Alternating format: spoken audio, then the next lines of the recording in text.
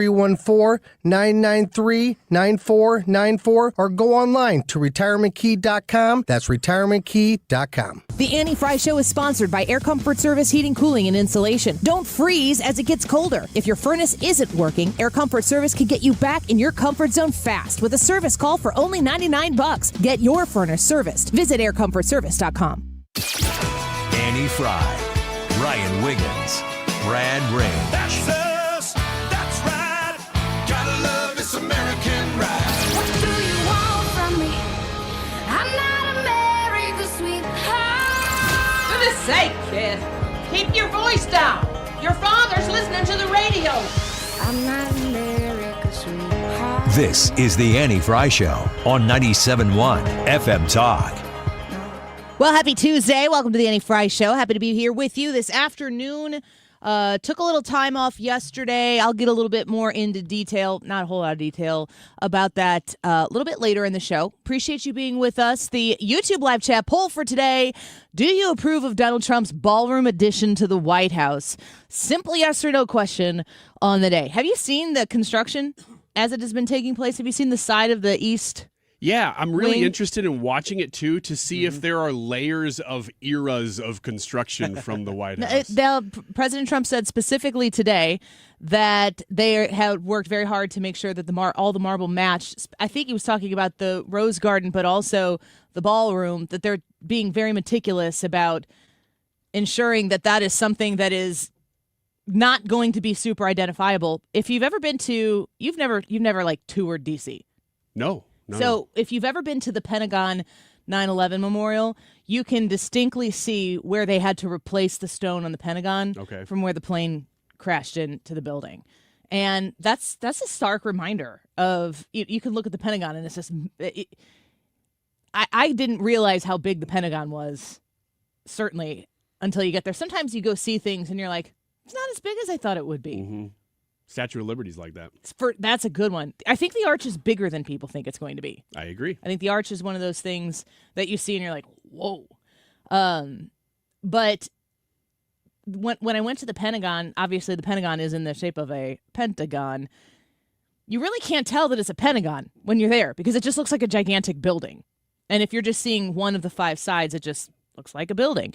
Well, the president is speaking right now. He's still talking. He's been talking for 45 minutes, maybe not quite, 35 minutes maybe, from the Rose Garden in the White House. Now, he renovated the Rose Garden area, and he said this many times, and I cannot stress enough how much I would appreciate if I were somebody who was a frequenter of the White House. One of the key points he talks about, where they put some paving stones down, they essentially made it concrete so that the area where people would meet in the Rose Garden is now no longer grass. But he would talk about how he always talks about the women in the high heels would go out there and sink down into the ground. Ryan, you know what that's like. I've seen it. I understand mud.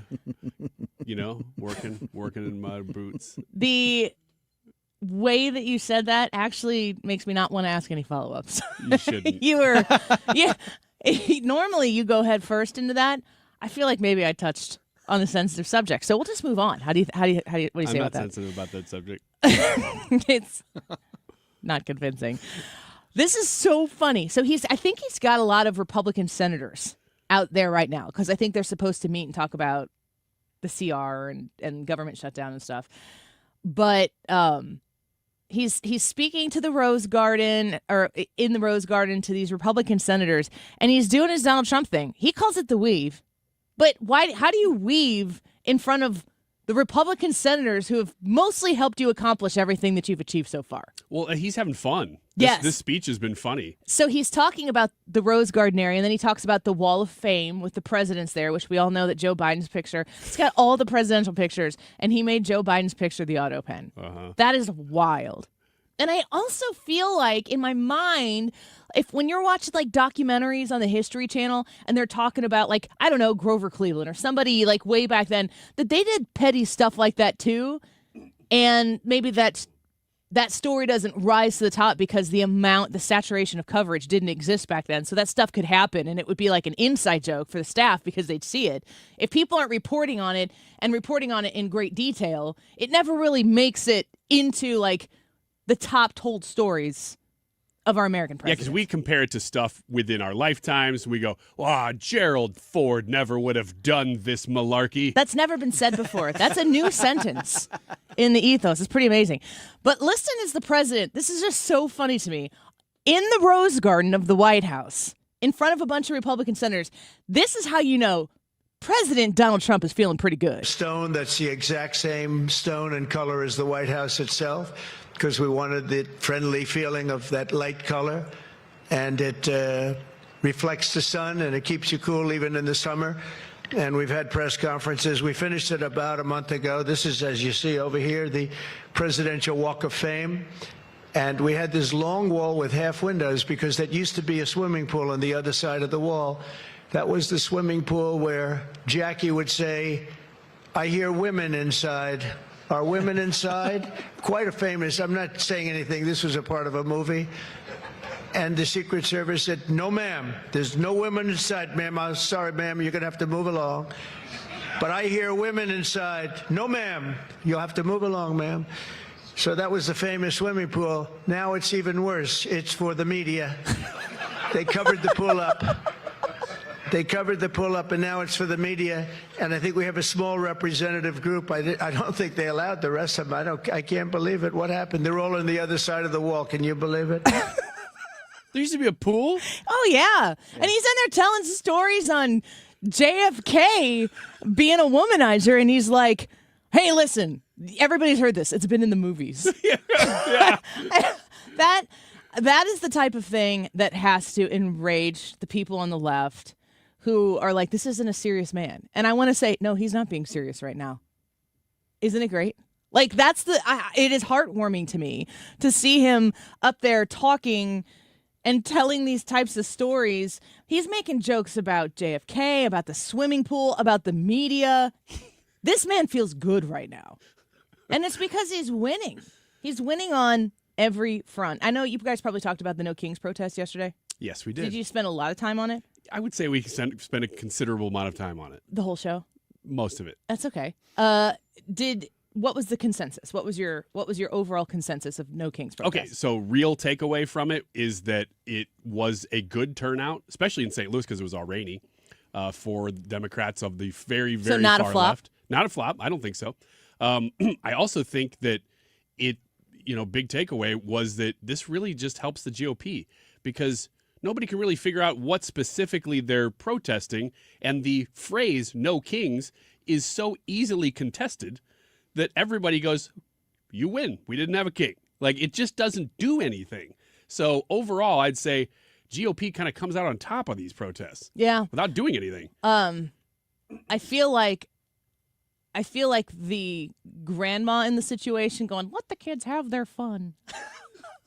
I agree. Go ahead. The parent is like, "What are they doing? They're causing trouble," and blah blah blah blah blah blah blah blah blah. And grandma and grandpa have seen a few things. They're like, "Just let the kids have their fun." It's basically like the far left progressives of the country TP America for a day, and you're like, "Okay, all right." Yeah, as long as it's teepee. As long as you're not burning down buildings. They didn't burn down buildings. Which I didn't see much. There was a little bit in Portland and a little bit in L.A. Yeah, but was that a riot that broke out into a No Kings protest? Because that's a little different. I don't know. Do you just you get the agenda for the day and you're like, today we're rioting. On Saturday, No Kings protest. If a protest breaks out of a riot, that's a little different than a riot breaking out of a protest. We said this yesterday, too, that it would be so easy to get these things to go off the rails because really all you need to do, let's say you're paying somebody, just hypothetically, if you wanted to pay 10 people to go out there and take a couple bricks with them, that'd be real easy to create a riot out of. Yeah. So I was surprised that there were not more throughout the country, but there were a few on the left coast. So high five to the folks on the left. You exercised your First Amendment. Yeah. No cities were lost. Donald Trump's still the president and not a king. Correct. So it was successful. Hands in the middle. 1, 2, 3. We all did it. Freedom. Let's take a quick break. When we come back, Fred Fleitz is going to join us, and I'm very excited to talk to him. J.D. Vance was speaking from the Middle East today as we inch towards peace, which is on the other side of a ceasefire, a 20-point plan put together, mediated by Donald Trump, with Jews and Muslims alike. It's really a wild thing to observe. We'll get the latest and the details of what's taking place in that region, but then, of course, also Ukraine and Russia. That problem's not been solved yet. The vice chair for the America First Policy Institute Center for American Security, Fred Fleitz, next. Don't go in.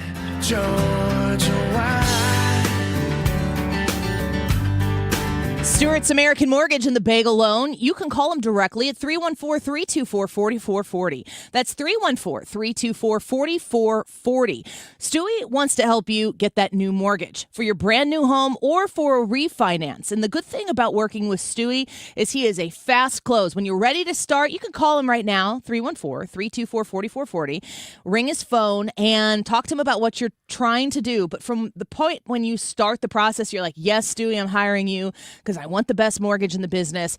It's less than 2 weeks to close, so this thing can turn around very quickly. He is incredibly successful, nationally recognized for his ability to process these mortgages with a bagel loan that comes at $0 in closing costs to you. So you can get your brand new mortgage on that brand new house that you're looking to purchase, no closing costs. You can refinance your house, maybe lower that mortgage rate that you have currently from the highest highs, $0 in closing costs. If you want to do a cash out refinance, $0 in closing costs. 314-324-4440. Google the Bagel Loan. NMLS number 226715. I'm John Morgan of Morgan & Morgan. I've been asked many times how Morgan & Morgan became the largest injury firm in the world. I think I know. When someone comes to us for an on-the-job injury, we have a huge workers' compensation practice. But many times we find a defective product that was responsible for that injury. Luckily for them, we have a product liability section headed by my son, Mike. In addition to the comp case, there's a product case too. Other times, the injured worker is fired or harassed for bringing that claim. We have them covered. Our employment lawyers handle retaliation claims as well as wage theft and discrimination cases, and in some cases need to file for Social Security benefits.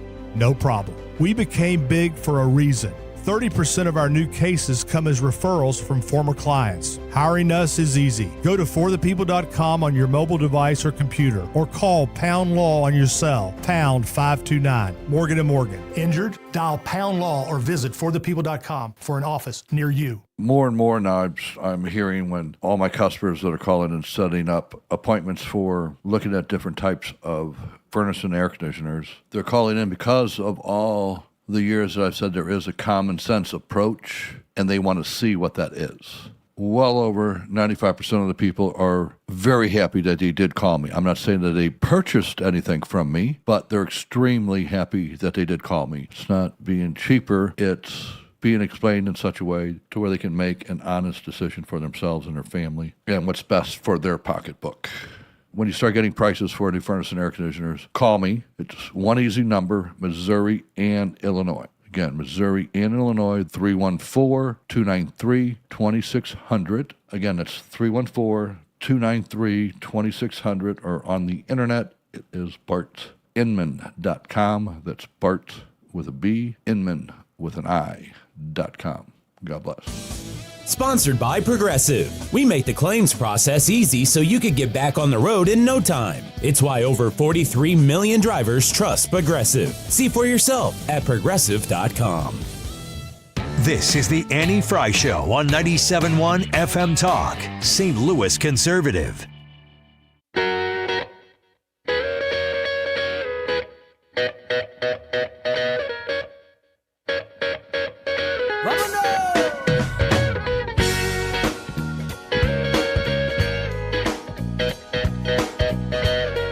This model, I think, could serve for a foundation for normalization, not just in the Middle East, but across the world.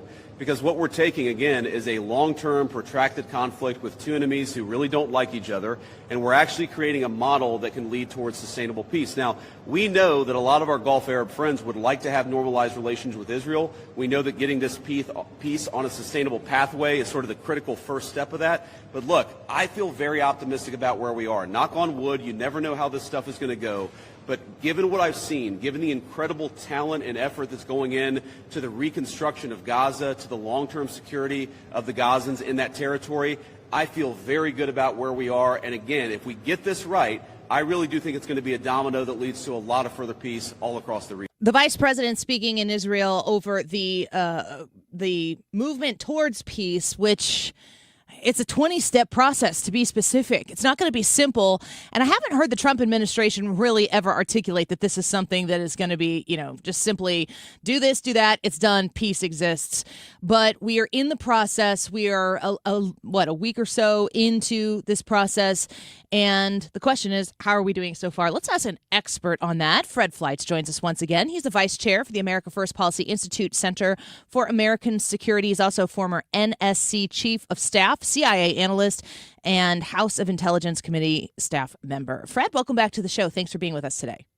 Hey, Annie, good to be here. So I want to give you the opportunity to just assess the progress so far. We, of course, are trying to achieve peace in the Middle East, which is something that a lot of us probably thought was never possible. How do you feel about the president's plan so far and the cooperation of the necessary parties? Well, I think you and the vice president put it best. Peacemaking is hard, and it's going to take time.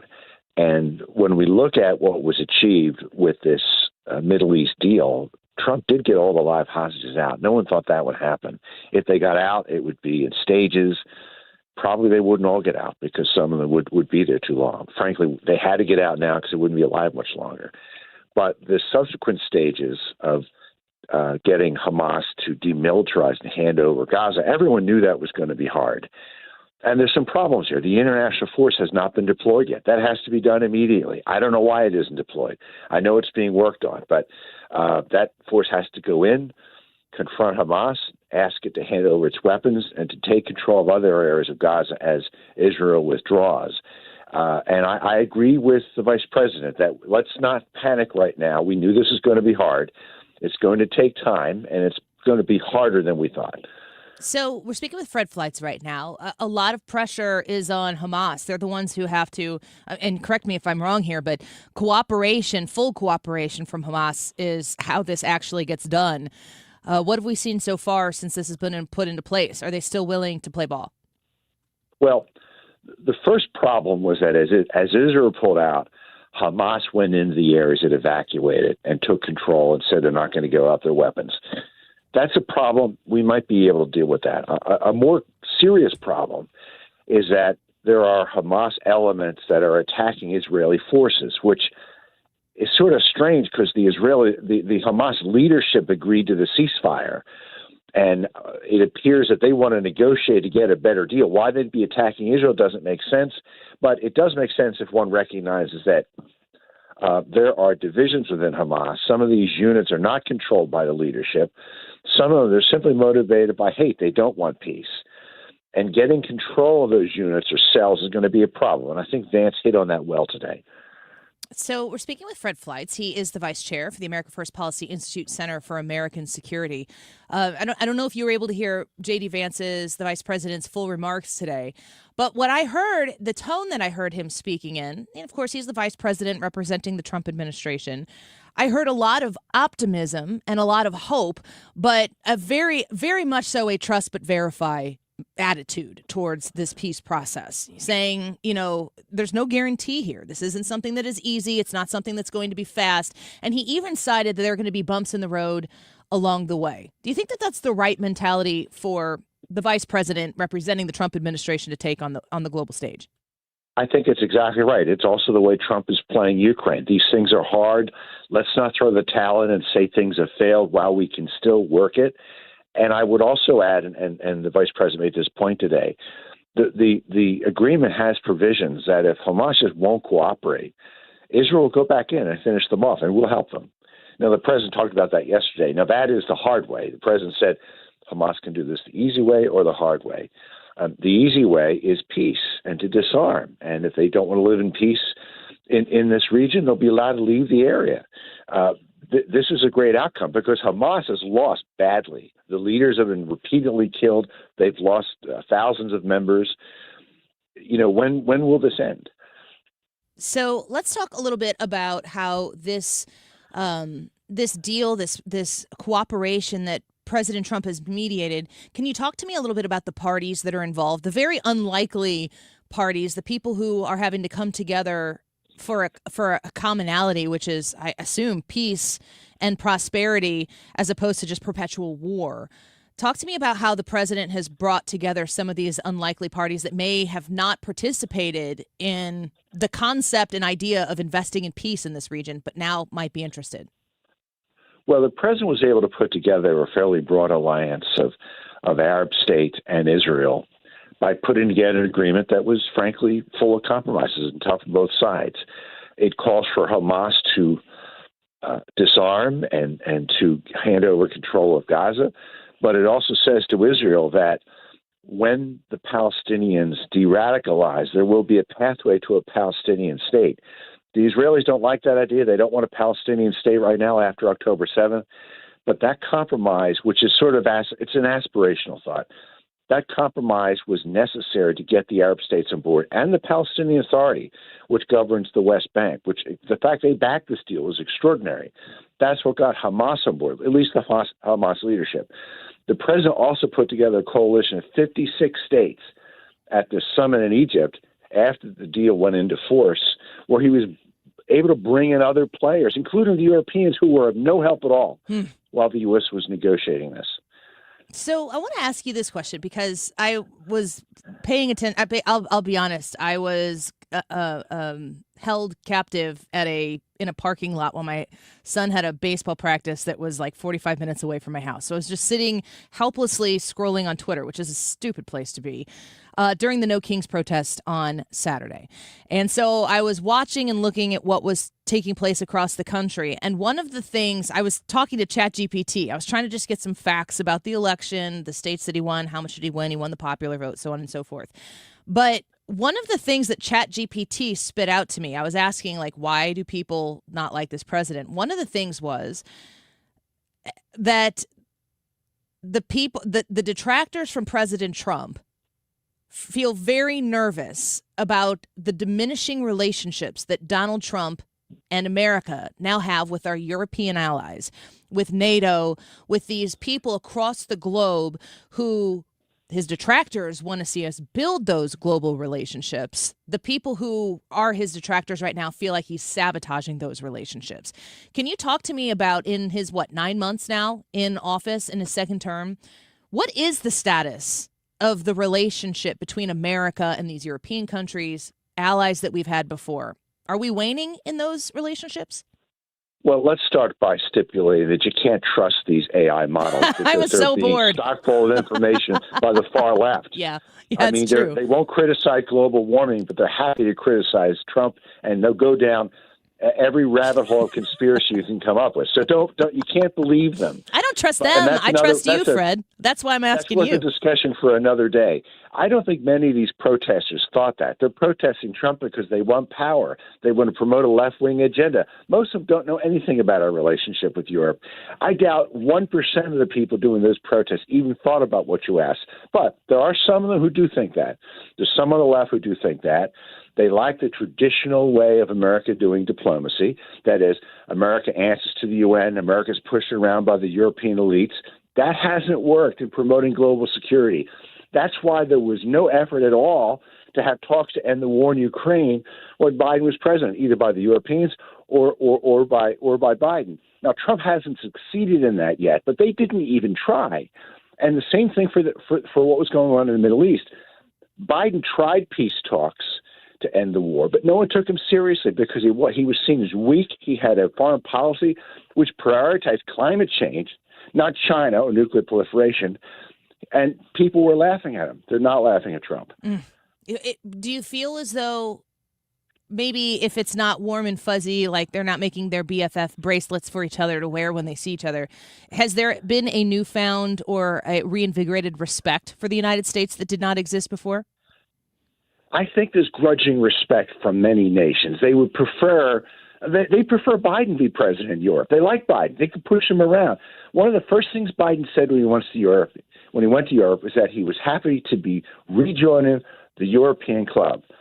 I don't want our president a member of the European Club. The European elites who came up with the Paris Climate Accord that wants to put in trade deals that hurt our workers. I think there are a lot of states that admire Trump. I think there's grudging respect. I think in some cases there's fear.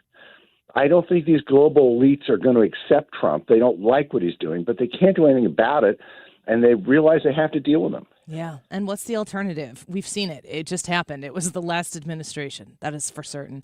Fred Fleitz, we appreciate you as always. Thank you for being with us today to bring some clarity to these very, very, very complicated situations. Good to be here. Thanks, Annie. Thank you so much. Bye-bye.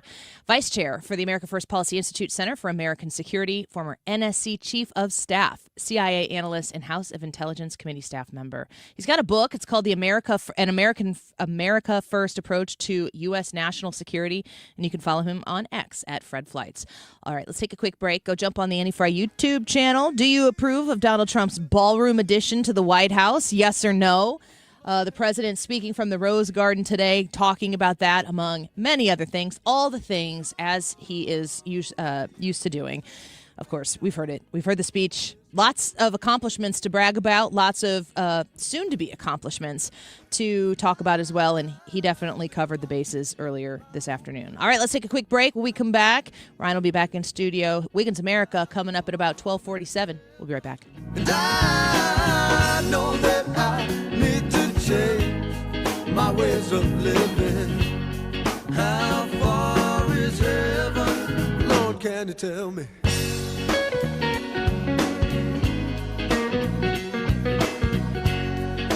HomeshieldFoundationRepairs.com is the website. If you go there, I'm looking at the website right now, HomeshieldFoundationRepairs.com for your wet basement. Did you get the gully washer of a rain? I think I say gully washer every time I talk about the basement waterproofing at Home Shield Foundation Repair, because when you see rain in the forecast and all of a sudden you notice, gosh, that's a lot of rain, you know what that feeling is like to anticipate the wet basement. It's a gut feeling of, ugh, I got to make this stop. And here's the thing. Every time that happens, your foundation, your basement walls, all of those areas that are soaking up that water, it's compromising it. You need to get it fixed, and you need to get it fixed right the first time. That's why St. Louis calls Matt Hayes. 314-227-9636. 314-227-9636. Call Matt Hayes. Tell him Andy said hi. And ask him about basement waterproofing. Have him come out and look at your basement and give you an estimate based on your needs, not just a rip and read standard issue type of basement waterproofing. He's the guy for you. 314-227-9636. HomeshieldFoundationRepairs.com. Public schools, like public libraries, should be free and open to all. Open enrollment allows parents to choose the school that's the best fit for their children. Maybe another school has a wider curriculum, is bigger or smaller. Maybe a kid is being bullied and would be more comfortable at another school. 75% of parents favor open enrollment. Open enrollment programs now exist in 43 states, and Missouri should join them. Our next-door neighbor, Kansas, has one of the strongest open enrollment policies in the nation. Kansas parents are trusted with choices and options, while Missouri parents must move out of their home to change public schools. And it's a trend. Nationwide, the percentage of students going to their chosen public school has steadily increased. Assigning kids to schools based on their zip code is the old way. Open enrollment is a better way. Learn more at showmeinstitute.org. The Show Me Minute has been brought to you by Show Me Institute and Show Me Opportunity. This is your friendly neighborhood reminder of our party on Thursday night. It's our anniversary party. 25 years. You're invited. Go to 971talk.com to RSVP. We'll be at Lit Cigar Lounge, broadcasting live, all of which you've probably heard me say before, but just a reminder that you're invited to that party. The YouTube live chat poll: do you approve of Donald Trump's ballroom addition to the White House? Yes or no? Let us know. Weigh in on this topic, as we invite you to do every day here on the Annie Fry Show. It is 12:33. This time check is sponsored by Jerry Kelly Heating, Electrical, and Plumbing. It's time for a $98 furnace tune-up. Alex Rich here checking in, and you may hear me putting up with Mark Reardon every Wednesday afternoon at 4 o'clock. And I am so excited to celebrate 25 years of 97.1 FM talk. Cheers to 25 more years ahead. Celebrating 25 years of 97.1 in St. Louis.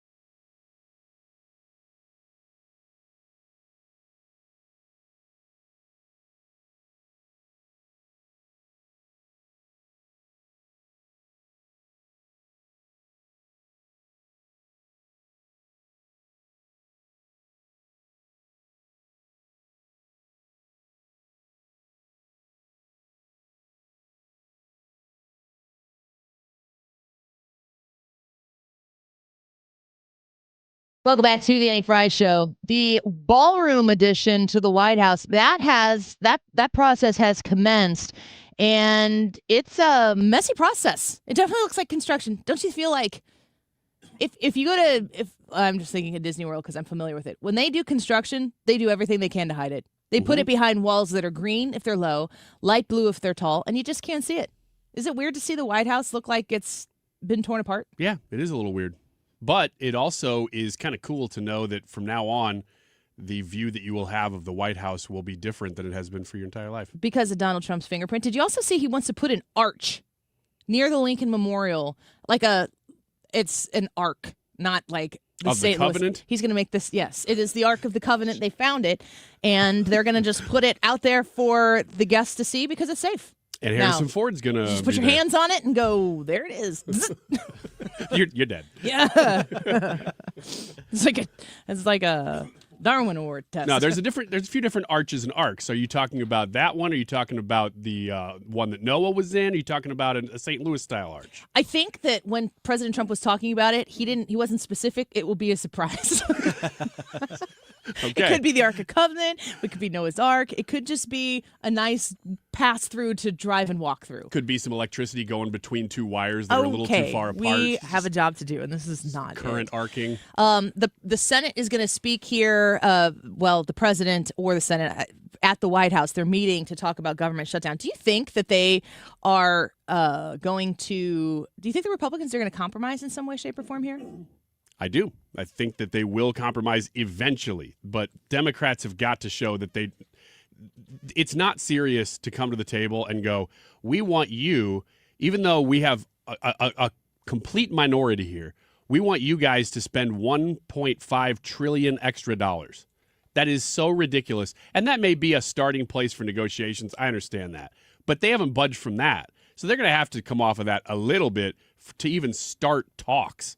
I do think, though, Republicans will have to do something with Obamacare subsidies.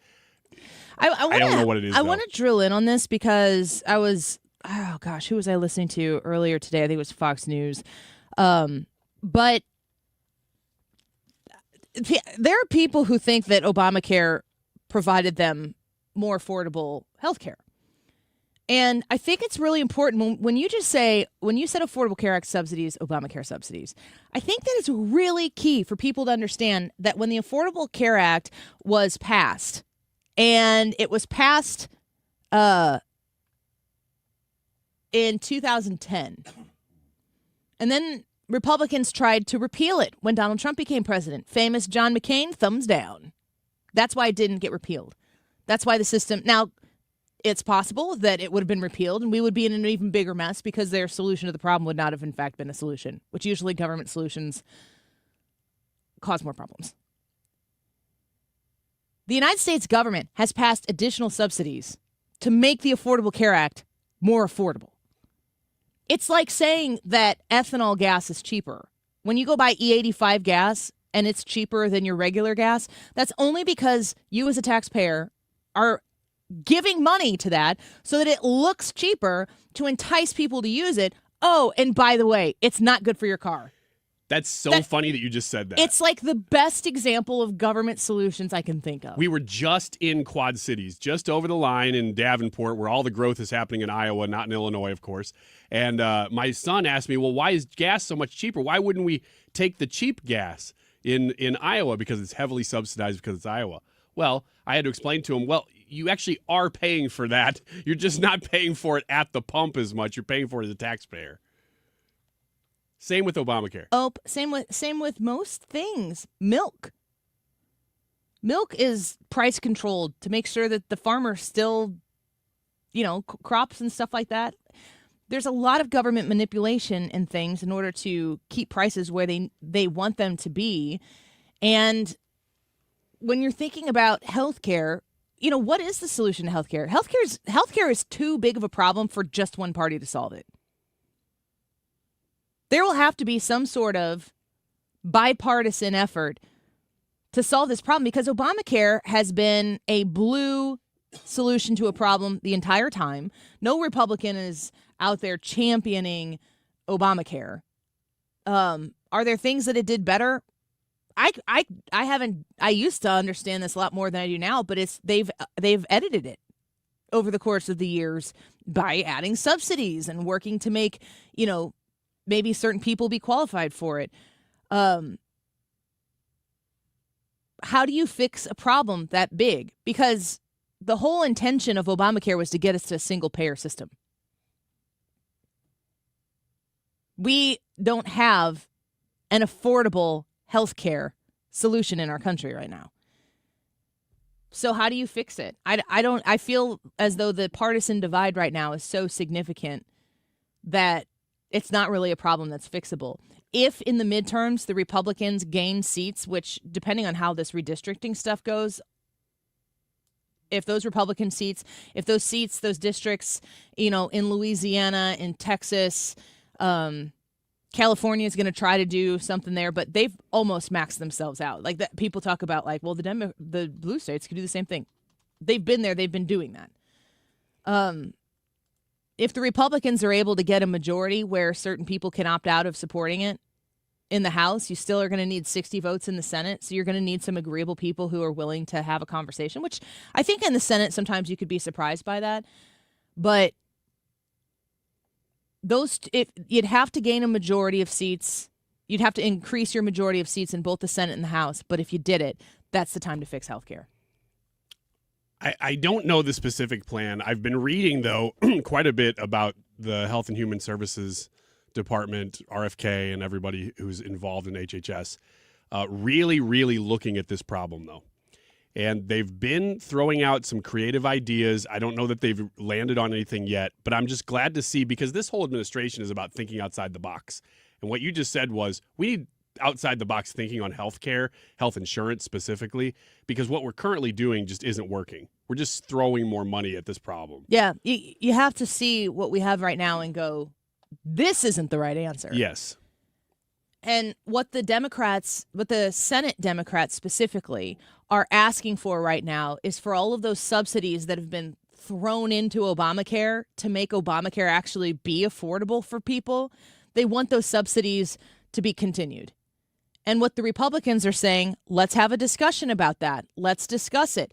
We aren't going to just take I keep wanting to say hostage situation, but we're also talking about like actual hostages in Israel and in Gaza. And you don't want to split hairs. I don't want to make light of something that is actually really happening. But if the Democrats are saying, you have to give us this or we're not going to open the government, the Republicans are saying, we can talk about what you want, but we get to participate in those negotiations as well. And if you want to engage in those negotiations right now, it's going to take a long time, and the government is going to continue to be shut down. And that means that our military is not being paid, our air traffic control is not being paid. Who else is not being paid? Fortunately, President Trump has been able to fund a couple of things along the way. But we need to have these negotiations. We're not saying no to you, but we're saying that's a conversation that needs to be negotiated, and those negotiations need to take place while the government is funded past the freaking clean CR. And the Democrats don't have anything else. No, they so don't. They're just saying no.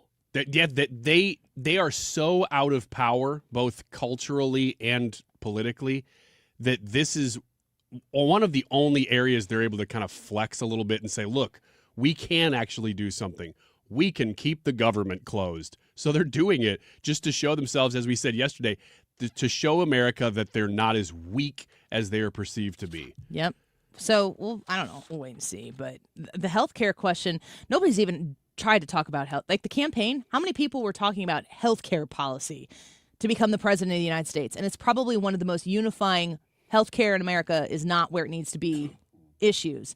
And it wasn't talked about because it's a huge issue. And this is the one that the Senate Democrats and the House Democrats, but they're already done. They're cooked. The Senate Democrats, they're the ones who have the leverage right now to say, no, we're not going to vote to end the filibuster. And that's what they're saying. Will we see a compromise? I don't know. They're going to speak. The Senate Republicans are going to speak from the White House. We'll be watching and monitoring that. We'll take a quick break. Weekends America on the least attractive hobbies for men, according to women. It is an X's and Y's day, which at 2:30 today, we will engage in a conversation across the sexes, and we will ask each other all of those questions we always wanted the answers. Like, why are you like that? Isn't that basically Pretty much where we start. That's where we start. But when we come back, a precursor to that in hobbies men have that are unattractive to women. Let's take a quick break. Wiggins America next.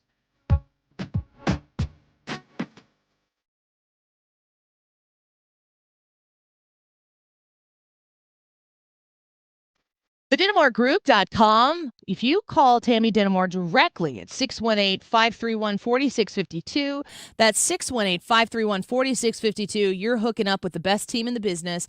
They're with RE/MAX Alliance, and they're the #1 team in the #1 office in the Metro East. If you are considering, even thinking about listing your home, you want to hire the Dinamore Group. Tammy, Zach, Pat, Abby, and Trisha, they win all of the time. When it comes to real estate, they have extensive knowledge in all of the different areas that they serve, which is basically, if you can hear me, you can hire the Dinamore Group. 618-531-4652. They are always working hard to prepare you for a great sale. They are able to provide you honesty and kindness at the same time, which is wonderful. It's the best winning combination when it comes to real estate. And they're just a phone call away. Reach out to this 50-plus years of experience team, 618-531-4652, or find them online at thedidamoregroup.com. Hey, it's Shannon Green from Fox News. I want to wish congratulations to you for 25 years. I don't think I'll ever catch up to you. I mean, in greatness or in number of years, I wish you at least 25 more. It is my pleasure to visit with you each week, and I wish you all the best. If your kitchen's not even functional and you can't stand the look of your bathroom, stop just living around the problem. Let Lakeside Renovation and Design help you love your home again. From spa-like bathrooms to these beautiful, functional, custom kitchens to a finished basement, their in-house team over there at Lakeside, they're going to help bring any vision you have to life. They're going to walk you through every step of the process, the planning, the permits, all the things we don't like to do. They take care of it. You just have to dream. And they have financing options like 0 payments, 0% interest for 24 months. Schedule your free consultation today. It's lakesiderd.com. Men. Need a clinic that accepts all insurance, including Medicare? U.S. Men's Medical Center in St. Peters does. U.S. Men's helps men experiencing loss of energy, focus, concentration, and low libido. And they accept all insurance, even Medicare, for testosterone replacement therapy. Patients love the staff and the fact that, yes, I'm going to say it again, they accept all insurance, including Medicare. Feel better? Call U.S. Men's Medical Center at 636-244-5333. Now that we're getting older, we've been putting more thought into maintaining our health. We knew the water we drink every day could be filled with contaminants, so we called Leaf Home Water Solutions. They came to our home and did a free water test and gave us the analysis right away. We were shocked at what we saw. They found heavy metals like iron and copper. Our own tap water was putting our health at risk, but Leaf Home Water Solutions made it easy to get safer water from every tap and hose. A whole home solution. They have more than 250 product combinations and designed a system that fits our needs and budget. The installation took less than a day. With Leaf Home Water Solutions, our water is safer and healthier. When we drink, when we cook, when we shower, even when we garden. We feel better about our health. Thanks to Leaf Home Water Solutions. Schedule your free home water test today at leafhome.com/free and save 15% on all home water treatment systems. That's leafhome.com/free for your free home water test and 15% off. leafhome.com/free. Rooted in faith, grounded in family. This is the Annie Fry Show. Wiggins! Oh! Wiggins! All right, yeah, this is a precursor to X's and Y's today at 2:30, which is a battle of the sexes, as usual. I feel very good about today's, though, because I think we have Annie outnumbered pretty well with Brad, Ethan, and myself. No Trisha today? Well, she's working from home, so I don't know that she she'll just be yell able. at her radio. Yeah, she could yell. Okay. So right now, though, I've got a list of that's hobbies right. I remember that that now. make you less attractive to the opposite sex. Now I have. Wait a second. What? Go ahead. This says the least attractive hobbies for men, according to women. And that's the way it's written, but it's also vice versa. We have the opposite as well. You didn't tell me. I didn't approve that. Oh, really? I'm not interested in the hobbies that you think are unattractive. Okay, let's start with the women's then. Thank you. I appreciate that. Very kind. This is from Evie Magazine, so it's for women. Evie Magazine. And there's not a lot of exposition on these. It's just a list. So tell me if you do any of these things, if you think, yeah, I can see that. These are things that men find unattractive if they are women's hobbies. Okay. The first is tarot cards and astrology.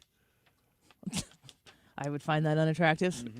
The second is no hobbies at all, which it seems like, well, okay, you don't have any interest. Colorful. This is exactly like if you were playing Family Feud and it's like, we asked men what the most annoying hobbies women have are. These are the two things that men would say. Answers on the board. This is 100% accurate. No hobbies at all. No hobbies. No hobbies. No hobbies. Louis. Very good. Very good. Gary Bud here. And astrology. Yeah, and tarot cards. Yeah, very And good. the women would be like, what? We don't do that. Except for the one woman who was like, Yeah, she's in the corner. She got real long nails, a lot of jewelry. yeah, she's like, I know what happens to you. A nose ring. She just pulls up the death card, whatever it is, and just waves it in Aunt front Marcia's over there going, ooh, men don't like that, huh? All right. The next one is compulsive. She's like, I don't like men. Checks out. Compulsive shopping. Yeah. But if it's her money, who cares? Anyway.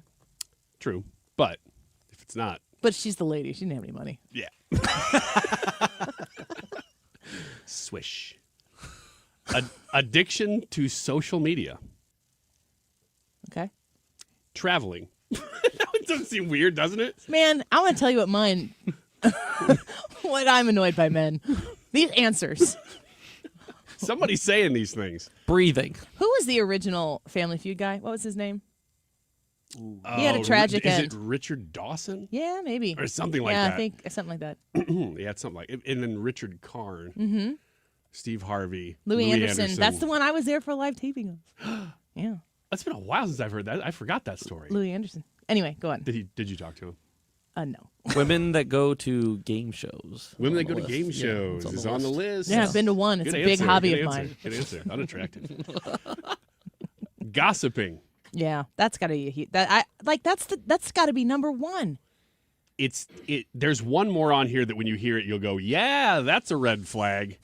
And I'm going to tell it to you Complaining now. about watching the game. No. Having an OnlyFans page. Yeah.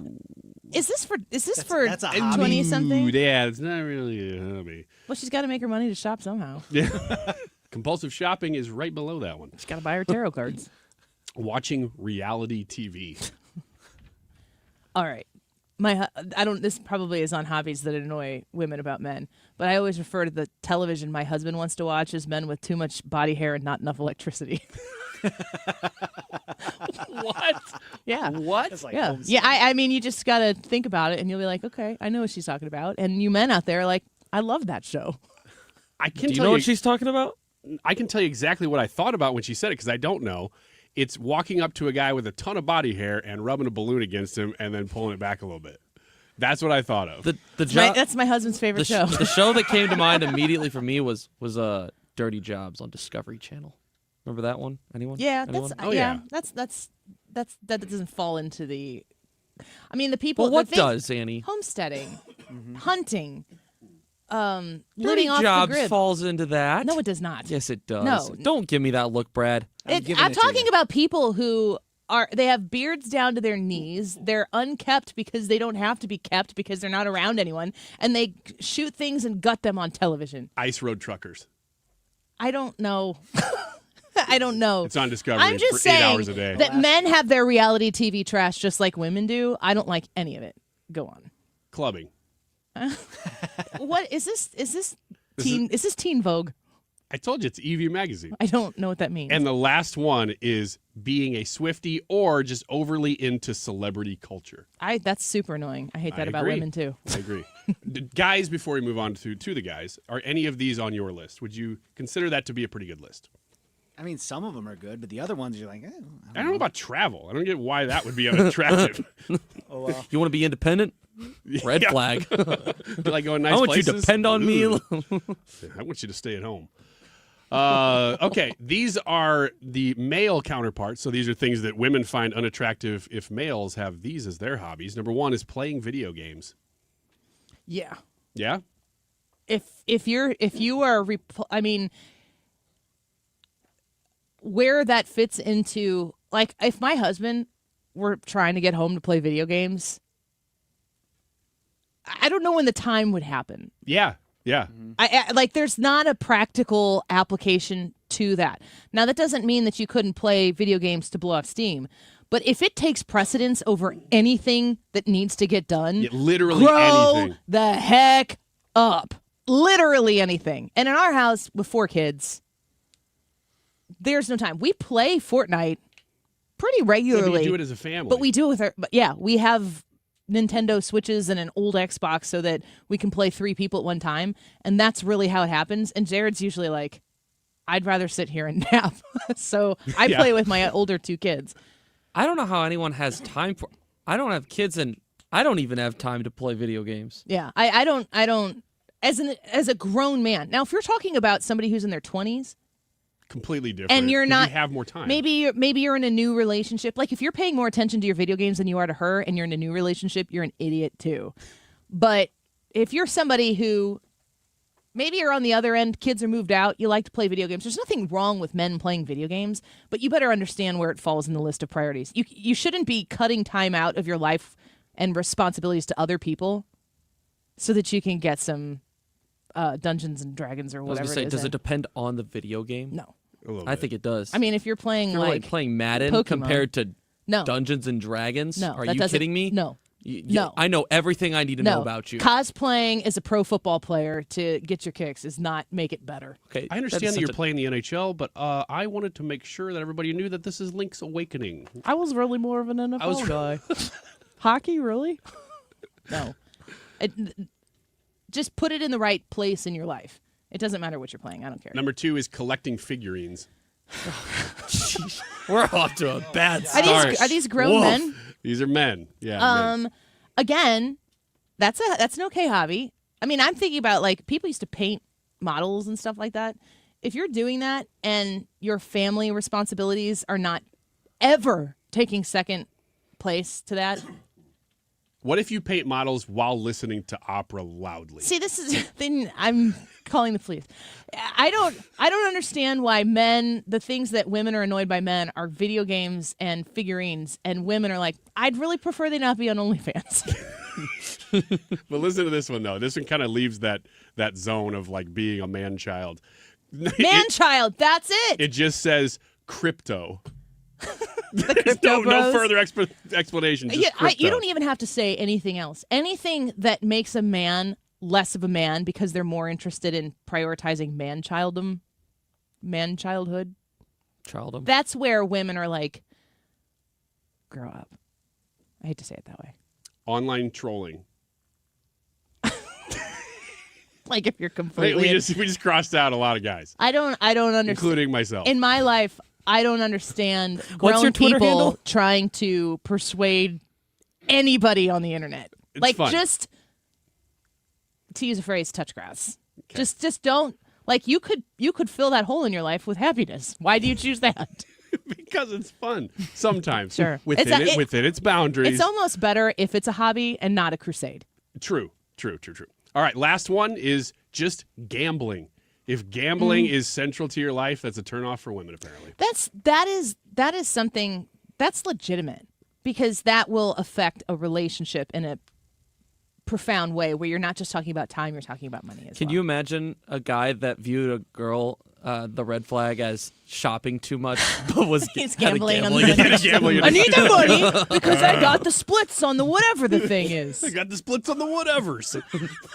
I'm a gambler. The spread is a must. I know all as the much words. about gambling as I do OnlyFans. Red and black, and I got to pick one. I hope you don't know anything about gambling. And you're out there shopping for cargo pants. Dude, I get pressured a lot. Like, would you endorse this betting gambling thing? And I'm like, I wouldn't even know the words to say. No, I can't do that. Sorry.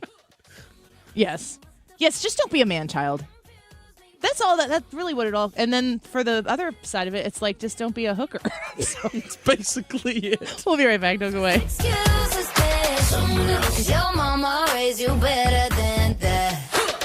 CiviaLaw.com. Are you looking to hire somebody who can make sure that all of your affairs are in order? When you do that, you don't have to worry about any of these things when they come up. If you've lost a parent, if you have friends who have lost parents and you've watched them go through the process of a meticulously planned trust where everything is taken care of, that allows grieving to set in very quickly so you can get through that process.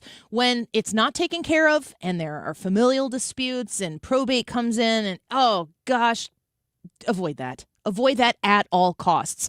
833-995-WILL. That's 833-995-WILL. You call that number right now, book your strategy session with Civia Law, and guess what? They're going to waive the strategy session fee, which is a $300 value, when you mention my name and you're one of the first 10 callers, to 833-995-WILL. Reach out to Todd Civia. I've used him. I hope you'll hire him as well. He's in Missouri and Illinois, both sides of the river, online at CiviaLaw.com. KFTK FM Florissant from the Kaufman Townsley St. Louis's Injury Lawyers Studio. Call 314-500-5000. That's 314-500-5000. All on the free Odyssey app. Stop the madness. I'm Lisa Brady, Fox News. President Trump sending that message to Senate Democrats, urging them to support a short-term spending bill to reopen government. I'm asking them to be smart. It's not working. They're getting killed in the polls. The public understands what they're doing. They're doing the wrong thing. This during a White House lunch with Senate Republicans, also noting most of them have voted 11 times now for the stopgap measure. Democrats say Americans know they're fighting for them and their health care. Senate Republicans, they're headed to the White House today, not for negotiations, not to work on any path out of a shutdown or to avert a health care crisis, but for a Rose Garden pep rally with Donald Trump. Senate Minority Leader Chuck Schumer, as Democrats keep pushing for talks on issues including Obamacare subsidies set to expire this year. Republicans counter reopen the government first. A possible summit between President Trump and Russia's President Putin in Budapest is apparently not happening. We were told it would happen likely within the next couple of weeks before the end of the month. And now, after the Secretary of State Marco Rubio spoke to his Russian counterpart yesterday, those plans are canceled. The statement from a senior White House official said Secretary Rubio and Foreign Minister Lavrov had a productive call. Therefore, an additional in-person meeting between the Secretary and Foreign Minister is not necessary, and there are no plans for President Trump to meet with President Putin in the immediate future. Now, this might come as a surprise to the Kremlin because they described the call yesterday between Lavrov and Rubio as constructive regarding next steps to implement understandings that were reached between Trump and Putin. Fox's Jackie Heinrich at the White House, where Ukraine's President Zelensky had a meeting last week pushing for approval to buy Tomahawk missiles to put more pressure on Putin for peace. America is listening to Fox News. Hey, can you blow up some balloons for Jack's party? I can't. I'm so congested. You need Sinex Severe from Vicks. Sinex Severe Nasal Spray. Yeah, just Sinex. Breathe. Sinex Severe instantly relieves nasal congestion and works 6 times faster than nasal decongestant tablets. The 12 hours of relief allow you to get back to the moments that matter without congestion. Daddy, we need more balloons. On it. Try Sinex Severe from Vicks. Just Sinex. Breathe. Use as directed. Hear that?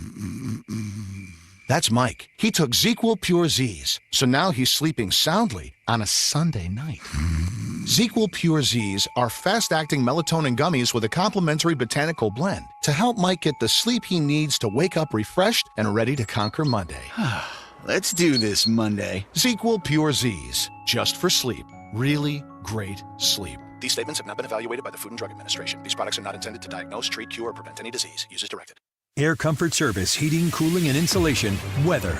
All about sunshine as we go through our Tuesday afternoon, but it's breezy to windy again, and it's cooler than yesterday, 66 for the high. Tonight, clear skies, quick drop in temperature into the 50s. This evening, sweater weather, cold overnight, 43. Wednesday, sunny, breezy, and 64.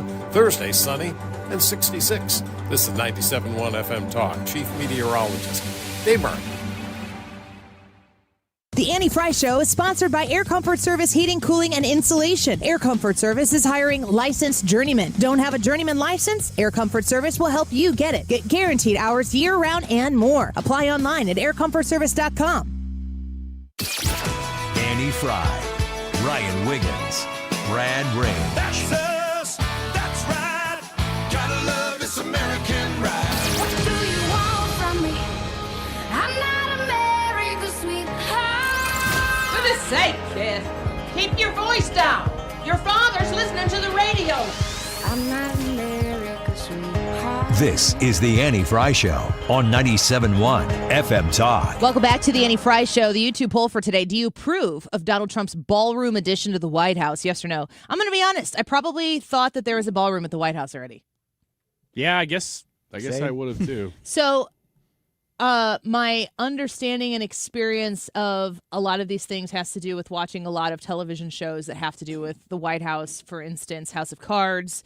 I watched Designated Survivor. That was a good show until it went to Netflix and they just tried to raunch it up. It was so disappointing. Did you ever watch that show? No. Kiefer Sutherland? Mm-mm. He Watched might have one season of been 24. he might have been the Secretary of Housing and Urban Development, and he was an independent, and he's the designated survivor, and then of course. Oh, okay. So he becomes the president as an independent. And basically he's moderate left. Of course, because it's on TV. Yes. I can't I don't want to say this and then someone be like, "Oh, this in this particular episode." I don't ever remember him like championing conservative values on issues. And I do remember sometimes him going all the way left and woke. And then Designated Survivor.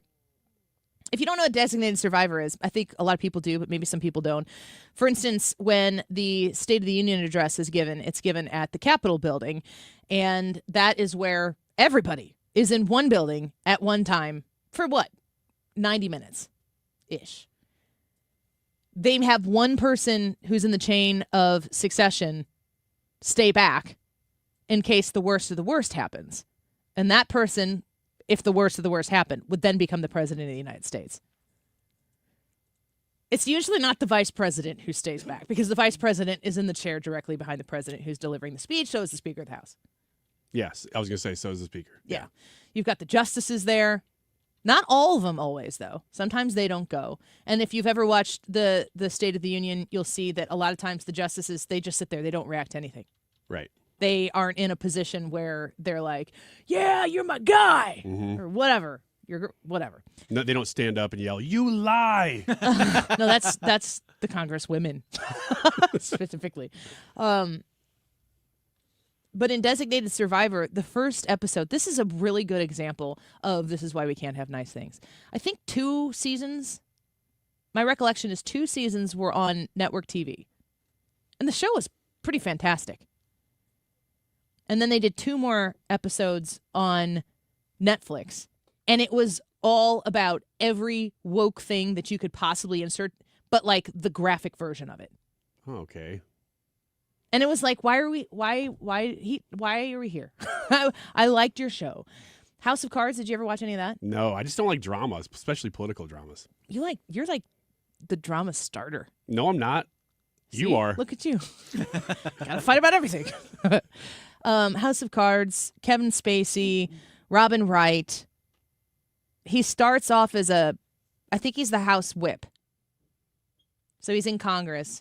And through a series of I don't know if it would be unfortunate events for him, but he becomes the president of the United States naturally. In the middle of that, he got in criminal trouble for some nasty things. So they had to they just killed him. And Robin Wright became the president towards the end as the first lady. And they're like the worst of the worst.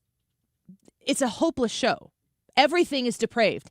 Nobody is redeemable. Oh, gosh. Everything is awful. And that's kind of... Game of Thrones was kind of like that. Jon Snow, to me, was maybe redeemable. But there was a wave of shows where everything is just full depravity. You think someone is good, I'll show you how they're bad. Like, that was the premise of the show. Sopranos is probably like that. But at the same time, Sopranos, I mean, here you are. Like, Tony Soprano... You guys didn't watch that either, did you? I know the show well enough, but no. Tony Soprano is like leading the mob or mafia or whatever it is. And it's weird. He's a lovable guy. You're kind of cheering for him. It's the weirdest thing ever. He's a filthy, depraved, self-centered wretch of a man. But you're watching the show and you're just learning the intricacies of his life. And so you're invested, you're interested, whatever. Can you have shows on television now where they're good people? Worthy, redeemable people? Not complex people, not one-sided characters, but like on the whole, redeemable characters. Yeah, I would say I would still say that the majority of shows have characters like that. It's just what makes them good is always the question. Because usually, with most left-leaning Hollywood morals, or I wouldn't even say Hollywood morals anyway, just sort of industry morals at this point, your redeemable characters are ones that are socially minded. They're justice warriors, at least lightly. I think your redeemable people are actually people just who have good intentions. Like true, kind, good intentions. They're not perfect people. They're fallible people because all people are fallible. You can't, if you're somebody who is presented in a way that is all good all the time, nobody likes that because nobody is like that.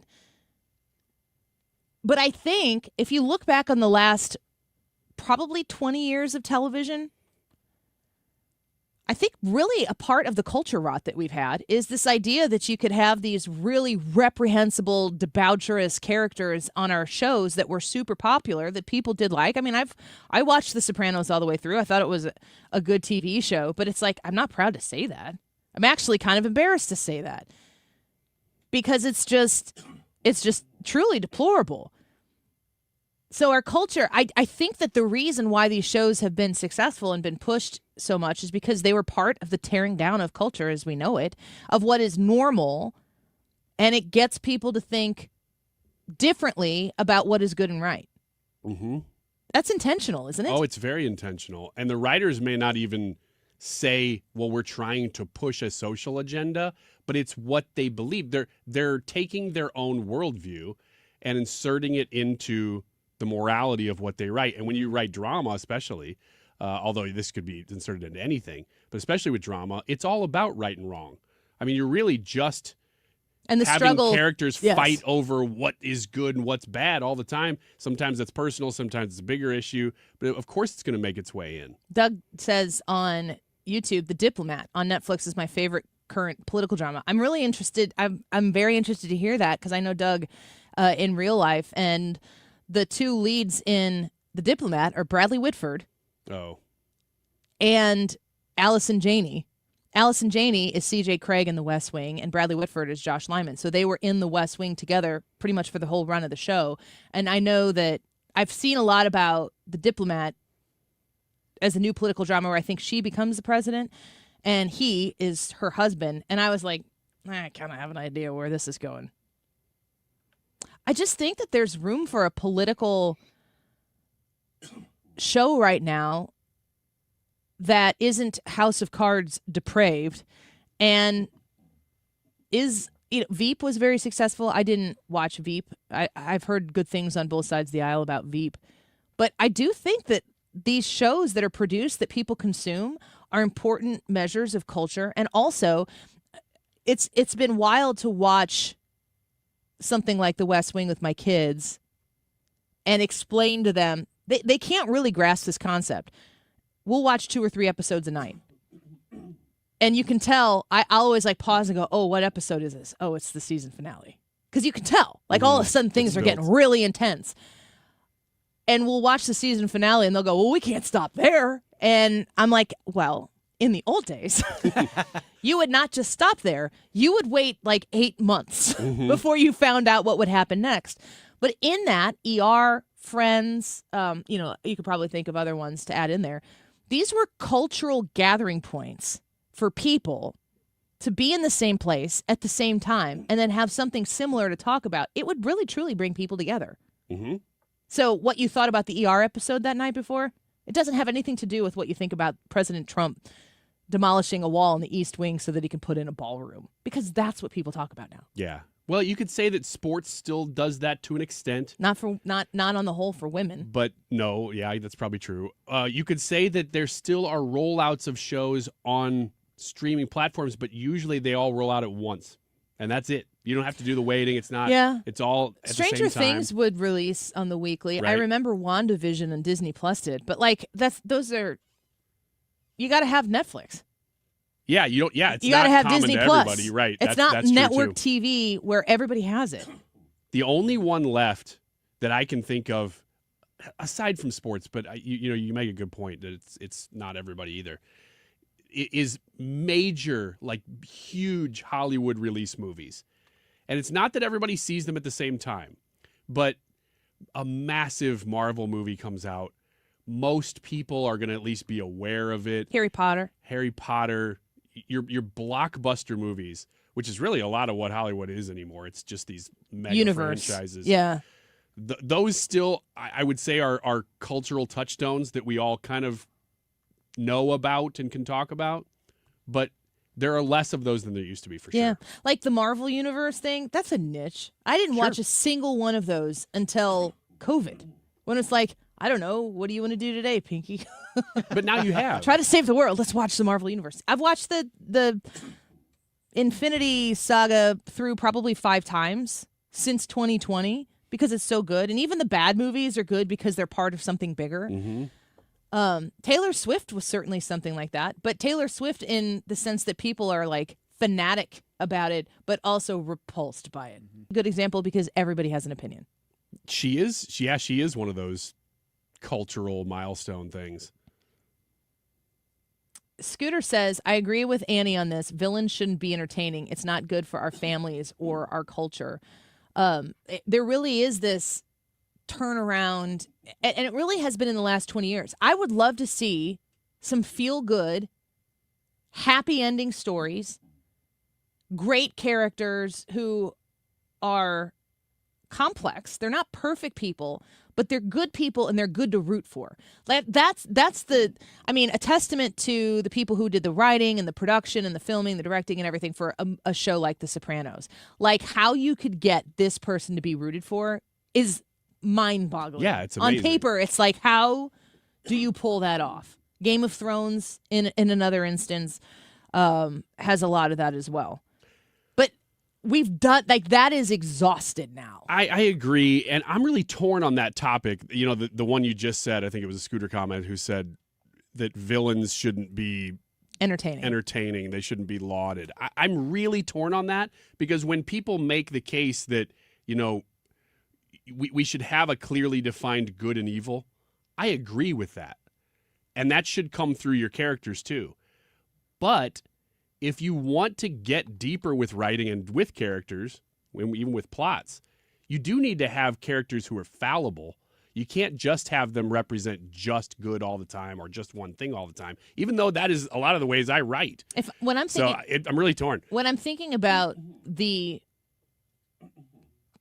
worst / at the same time best villains that come to mind, the first one that comes to mind is Heath Ledger's Joker. And you've got Batman, who is a conflicted and imperfect Bruce Wayne, and Batman is that version of it, that iteration in The Dark Knight. It's complicated. I mean, Batman's obviously the good guy, but there's a complication to it that's interesting. But the Joker, like you are entertained by Heath Ledger's Joker for certain. But what is entertaining is the evil that he brings to the character and the demise that you get to witness. You root for the drastic fall and the prevailing of the good guy in the end. You have to have the word entertaining has to be interpreted here. You have to have an entertaining performance with a villain. But there's a what are you rooting for in the villain? Them to succeed or them to fail? I would like them to fail. Batman's a good example, too, because there's been so many iterations of it.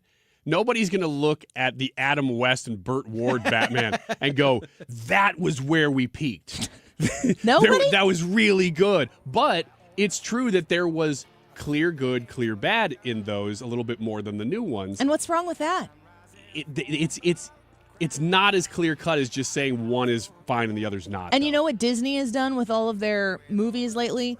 they've dived deep into relational familial conflicts to establish complicated villains within a structure that isn't all good. Like, we talked about this when we went and we saw the Hollywood Nighttime Show. The villains that they highlight there, they exhibit pure evil.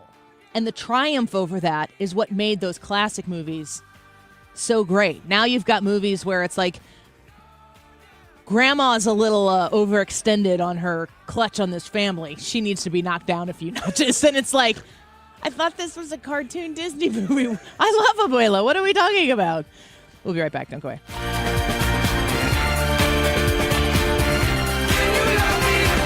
It's time for 2014A. Hey, it's good to see you. Dad, that's what Grandpa Rip always said.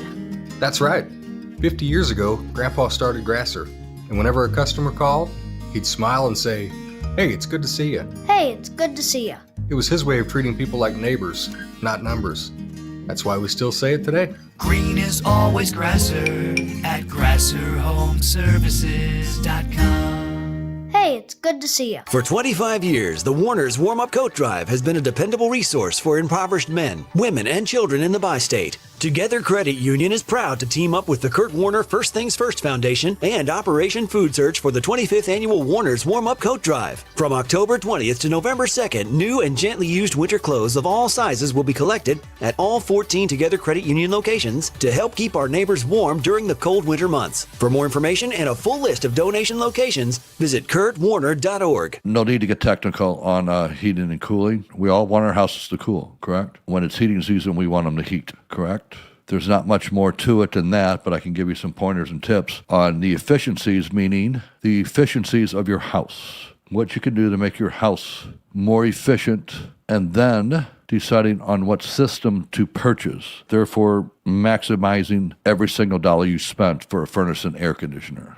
Not spending maximum dollars on a furnace and air conditioner because you're told of an efficiency rating, and that's it. So again, a common sense approach. When you start getting prices for new furnace and air conditioners, call me. It's one easy number, Missouri and Illinois. Again, Missouri and Illinois, the only number, 314-293-2600. Again, that's 314-293-2600, or on the internet, it is bartinman.com. That's Bart with a B, Inman with an I.com. God bless. Don't get lulled into believing the IRS is getting soft. It's just the opposite. Hi, this is Lance Story with the Lance Story Law Firm. We are being told by IRS collection officers that their higher-ups are demanding that they get more aggressive than ever. So don't ignore them any longer. Level up. If you have unfiled returns, unpaid taxes, levies, or liens, call the Lance Story Law Firm today and let us get between you and the IRS. We'll protect your rights, including your right to appeal or even your right to take the IRS to tax court. Remember, IRS problems are legal problems, and they need to be handled by an expert attorney team who's done it for decades. So call the Lance Story Law Firm today. We're local. Our office is right here in St. Louis, or visit Lance, DRURY, law.com to schedule your free consultation with your local tax resolution law firm, the Lance Story Law Firm, 314-260-6120. The choice of a lawyer is an important decision and should not be based solely upon advertisements. You hear that? That's the sound of your business losing money. Legacy phone systems weren't built for today's teams. Quo, formerly OpenPhone, gives your business a smarter way to stay connected. Quo lets you manage calls, texts, voicemail, and contacts all in one place so that you can deliver a seamless customer experience from ring to... Need to take calls on the go? Quo automatically transcribes, summarizes, and highlights next steps from every call, so you never miss a detail. Need insight into what closes a sale? With Quo's AI call tags, you can instantly spot key topics like objections or pricing questions, and use those insights to level up every customer interaction. And yes, you can bring your existing number with you for free. Keep your team in sync and your customers happy with Quo. Quo. No missed calls, no missed customers. Try Quo for free at quo.com/free and get 20% off your first 6 months. That's quo.com/free. QUO.com/free. Sponsored by Progressive. We make the claims process easy so you could get back on the road in no time. It's why over 43 million drivers trust Progressive. See for yourself at progressive.com. You're listening to The Annie Fry Show on 97.1 FM Talk, St. Louis Conservative.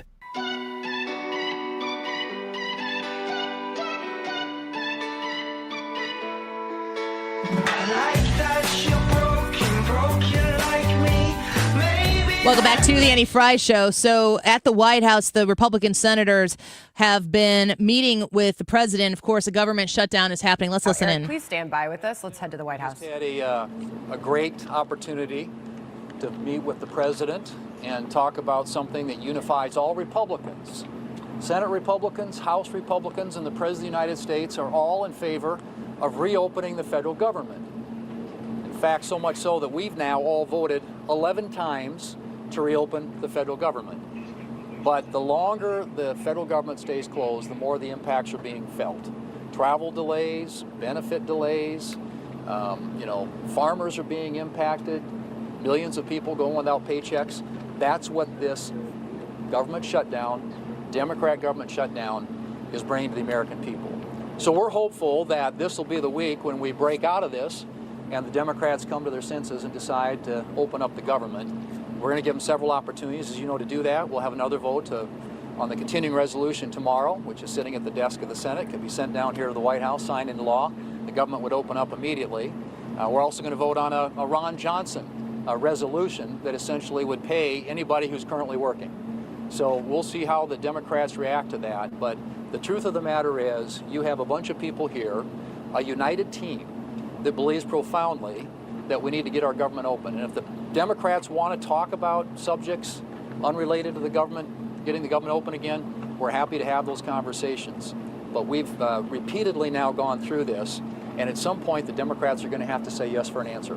We want a normal appropriations process. We want to give them an opportunity to sit down and litigate some of the issues they want to talk about, but that can't happen until the government gets opened up again. Senator Barrasso. The Republicans here are united, and we're united in standing strong with President Trump. This government has been closed now for 21 days, and the Democrats have had a chance to reopen it 11 times, and each time they voted no. No to reopen the government, no to pay the troops, no to pay the Border Patrol, TSA agents, people who do flight control, all of those things critical for our nation. The Democrats continue to vote no. And why is that? It's because they're afraid, as what one Democrat Senate staffer said, they're afraid of facing the guillotine of the radical left. And who are the radical left? They are the people who would prefer to use taxpayer dollars to pay for health care for illegal immigrants than to pay for the men and women who keep us safe. The Democrats are holding this country hostage. It's time for it to end. It's time to reopen the government for all of the people of the United States. So we just finished a great lunch with President Trump. There is one central thing that we've repeated over and over again. That is, we want to get this government back open again. 13 times in a row, we've reached a moment like this. And each time we've said, let's keep the government open while we continue to be able to negotiate. Democrats this time stepped in and said, no, we want to shut this down. So the consequence of that is now 3 weeks. Now federal workers aren't receiving paychecks. Now all the different businesses that are around federal buildings, like restaurants and other entities, those individuals and those businesses are being affected by this. So this contagion is now spreading out across the country. For many people that don't work for the federal government, that don't feel it, but there are many people around that do, and they feel it in a very real way. And this is exceptionally unnecessary. Republicans spoke out loud and clear, even last session, voting to say we don't want to have government shutdowns at all. We want to get this government back open again and get us negotiating and doing the work of the American people. We've been clear on that. We're going to continue to be clear on that. Let's get it back open again. A couple questions. Did President Trump offer any guidance about how you should proceed next? Well, I think that the president obviously is very interested in getting government open. We all agree on that, right? And I think he wants the Democrats to take yes for an answer. We've offered them a lot of the things they were asking for, a normal appropriations process, an opportunity to get a vote on some of the things that they want to see voted on with respect to the expiring Obamacare enhanced subsidies. But that can't happen until they open up the government. So I think the president is prepared to sit down and have conversations with the Democrats, but he knows that before that can happen, we've got to have 5 Democrats who have a little backbone and a willingness to take on their leadership and do the right thing for the country. You are now 3 weeks into this shutdown, and the two sides don't appear to even be talking. Do you owe it to the American people to at least be negotiating? Well, I think we are. We have negotiated. I don't know what there is to negotiate. This is about opening up the government. We have offered them several off-ramps now. The Democrats want something that's totally untenable, as Senator Barrasso said. I mean, they want $1.5 trillion in new spending. They want free health care for people who are non-citizens in this country. That is just a flat non-starter. It doesn't pass the Senate, it won't pass the House, it won't be signed into law by the President. What you do have is a bill that's passed the House, sitting at the desk in the Senate, that the President's prepared to sign to open up the government. So I'm not sure, people keep saying, negotiate. Negotiate what? I don't know what that is right now. The government needs to open up, and then we're happy to sit down and talk about any other issues the Democrats want to talk about. Does President Trump need to get more involved in these negotiations, though, bringing Democrats to the White House? Would you sit in on those negotiations? Well, at some point, but open up the government first. I mean, I think the president is willing to sit down with the governments, and yes, I would expect that we would all want to participate in any such meeting. But as we said, open up the government, and that can happen. Leader, on that front, when was the last time you spoke with Chuck Schumer, and do you believe that the House should come back into session? I think the House did their work. They passed the bill, and the play, as you all know right now, the action's in the Senate. And when was the last time you spoke with Senator Schumer? I talk to Chuck on a somewhat regular basis. We're on the floor all the time. If he wants to talk to me, our offices are right down the hallway from each other. He knows my cell phone number, and if he's got something else to offer up, other than this crazy, unserious, unrealistic proposal they have out there, we're prepared to have that conversation. But open up the government first. One more. The summit is now off on hold for now. Do you see Putin as the impediment to peace? And is your Russia sanctions bill something that you intend to put on the Senate floor within the next month? We want to put it on the floor when the White House believes it's useful to them to get Putin to the table and to get a deal that ends the war. So we're prepared to act. We work closely with Lindsey Graham. Lindsey, as you know, is a lead sponsor. He's got 85 co-sponsors in the Senate, Republican and Democrat. So we want to do everything we can to support the president, his team's efforts, and the efforts of our allies to bring this the bloodshed to an end and a peaceful conclusion to that war. Did the president indicate whether he's pulling Paul and Gracia's nomination? Did the president indicate whether he's doing I think they'll have something official to say about that. But you know what we've said, and you'll probably be hearing from them soon. Thank you all. The majority leader, Senator Thune, there talking at the White House after having a conversation with President Trump about what's going to happen. I don't know that there's anything new there. It's basically just saying the Democrats need to get on the ball. Yeah, it's just they said, why don't you negotiate? And he goes, what are we negotiating? Yeah. We don't even We're know not what asking for anything. Yeah. We're asking for what we've been doing. We'll keep doing that. We won't even use this as an opportunity to negotiate something in favor of our favor. And they're not even talking. Yeah. He said Chuck Schumer knows my phone number. His office is down the hall. He knows where to find me. All right, well, there's that. Let's talk to Congressman Mike Bost next about the government shutdown. Also, he is the chair of the House Veterans Affairs Committee. Are veterans being looked after? Mike Bost will know. We'll talk to him next. Don't go away. That's when she said, I like that you're broken like me. Maybe that makes me a fool. I like that you're lonely. AirComfortService.com. 314-513-0091 is the phone number to call. Your heating system will need to be checked this year. You want to avoid those costly repairs, correct? If you know that your furnace you're just kind of like trying to squeeze one more winter out of it over and over and over again, might be the time right now to call Air Comfort Service and just see some of these amazing deals that could be available to you if the timing is right. They have carrier cool cash rebates available right now, 0% financing as well. You can save up to $2,100 in carrier cool cash on qualifying HVAC equipment, plus that 0% financing for up to 72 months and tax credits. If you just want to get the system checked, you might want to sign up for their preferred partner plan. I really recommend this if you are taking care of homes. Maybe you've got rentals or or maybe mom and dad's home. You want to make sure that everything is in good working order, but it's not going to be top of mind to have that system checked twice a year. Sign up for the preferred partner plan with Air Comfort Service, and you won't have to worry about that. Regularly scheduled heating and cooling system checks twice a year, discounts on diagnostic calls and repairs, and priority service, along with discount on new equipment. 314-513-0091, aircomfortservice.com. I'm John Morgan of Morgan & Morgan. If you've been injured in a car accident, call America's largest injury law firm. For over 35 years, my mission has been to deliver more for our clients, to deliver more for you. Injured? Visit forthepeople.com for an office near you. You've got your whole life ahead of you, so choose a Medicare plan you can count on. And that's what you get with a Medicare Advantage plan from United Healthcare. With more than 45 years' experience serving its members, United Healthcare has plans with low monthly premiums that fit your life today and as your needs change tomorrow. The Medicare annual enrollment period ends December 7th, so go to uhc.com/Medicare today. United Healthcare Medicare plans. It's Medicare coverage Missouri can count on. Mark Cox here for the Range St. Louis West. Right now, they're giving away a free basic handgun skills class. All you have to do is register for your chance to win. TheRangeSTL.com/971.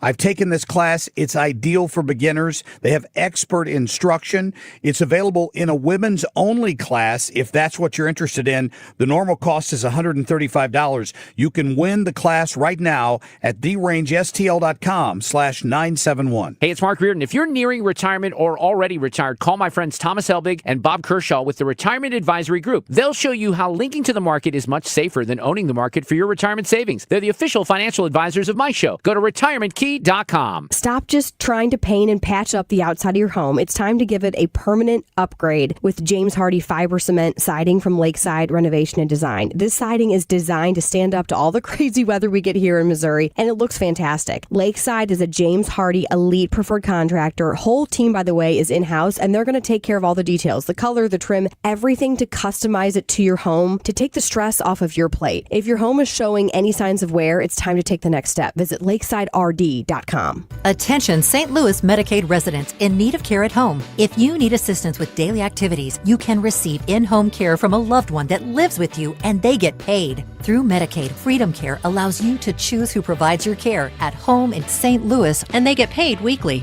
Available to eligible Medicaid members in St. Louis. Call now to check your eligibility. It can be your daughter, son, a close relative, or trusted friend helping you with cooking, transportation, laundry, and other activities in your own home. You get the help you need, and your caregiver gets paid. Freedom Care has over 7,000 five-star Google reviews and is a leading choice in St. Louis for in-home care. If you have Medicaid and want to receive great care from a loved one, go to freedomcare.com, or for faster service, call 314-597-1749. 314-597-1749. That's 314-597-1749.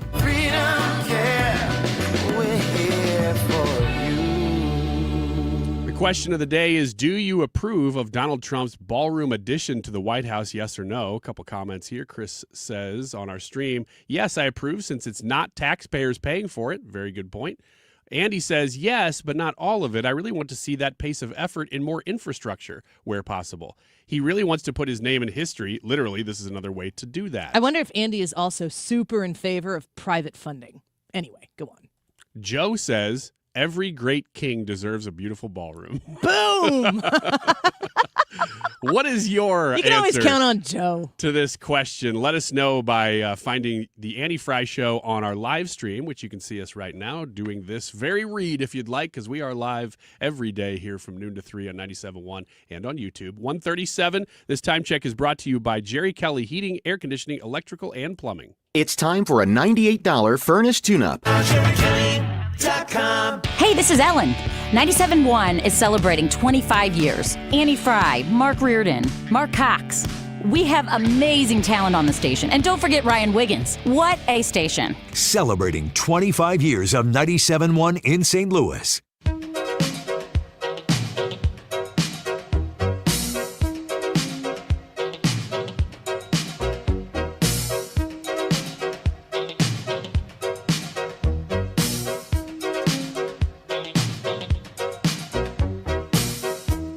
That's Welcome back to the Annie Fry Show. We're glad you're here this afternoon. It's a beautiful day here in St. Louis, and it's a complicated day in Washington, D.C. because the government shutdown continues to loom.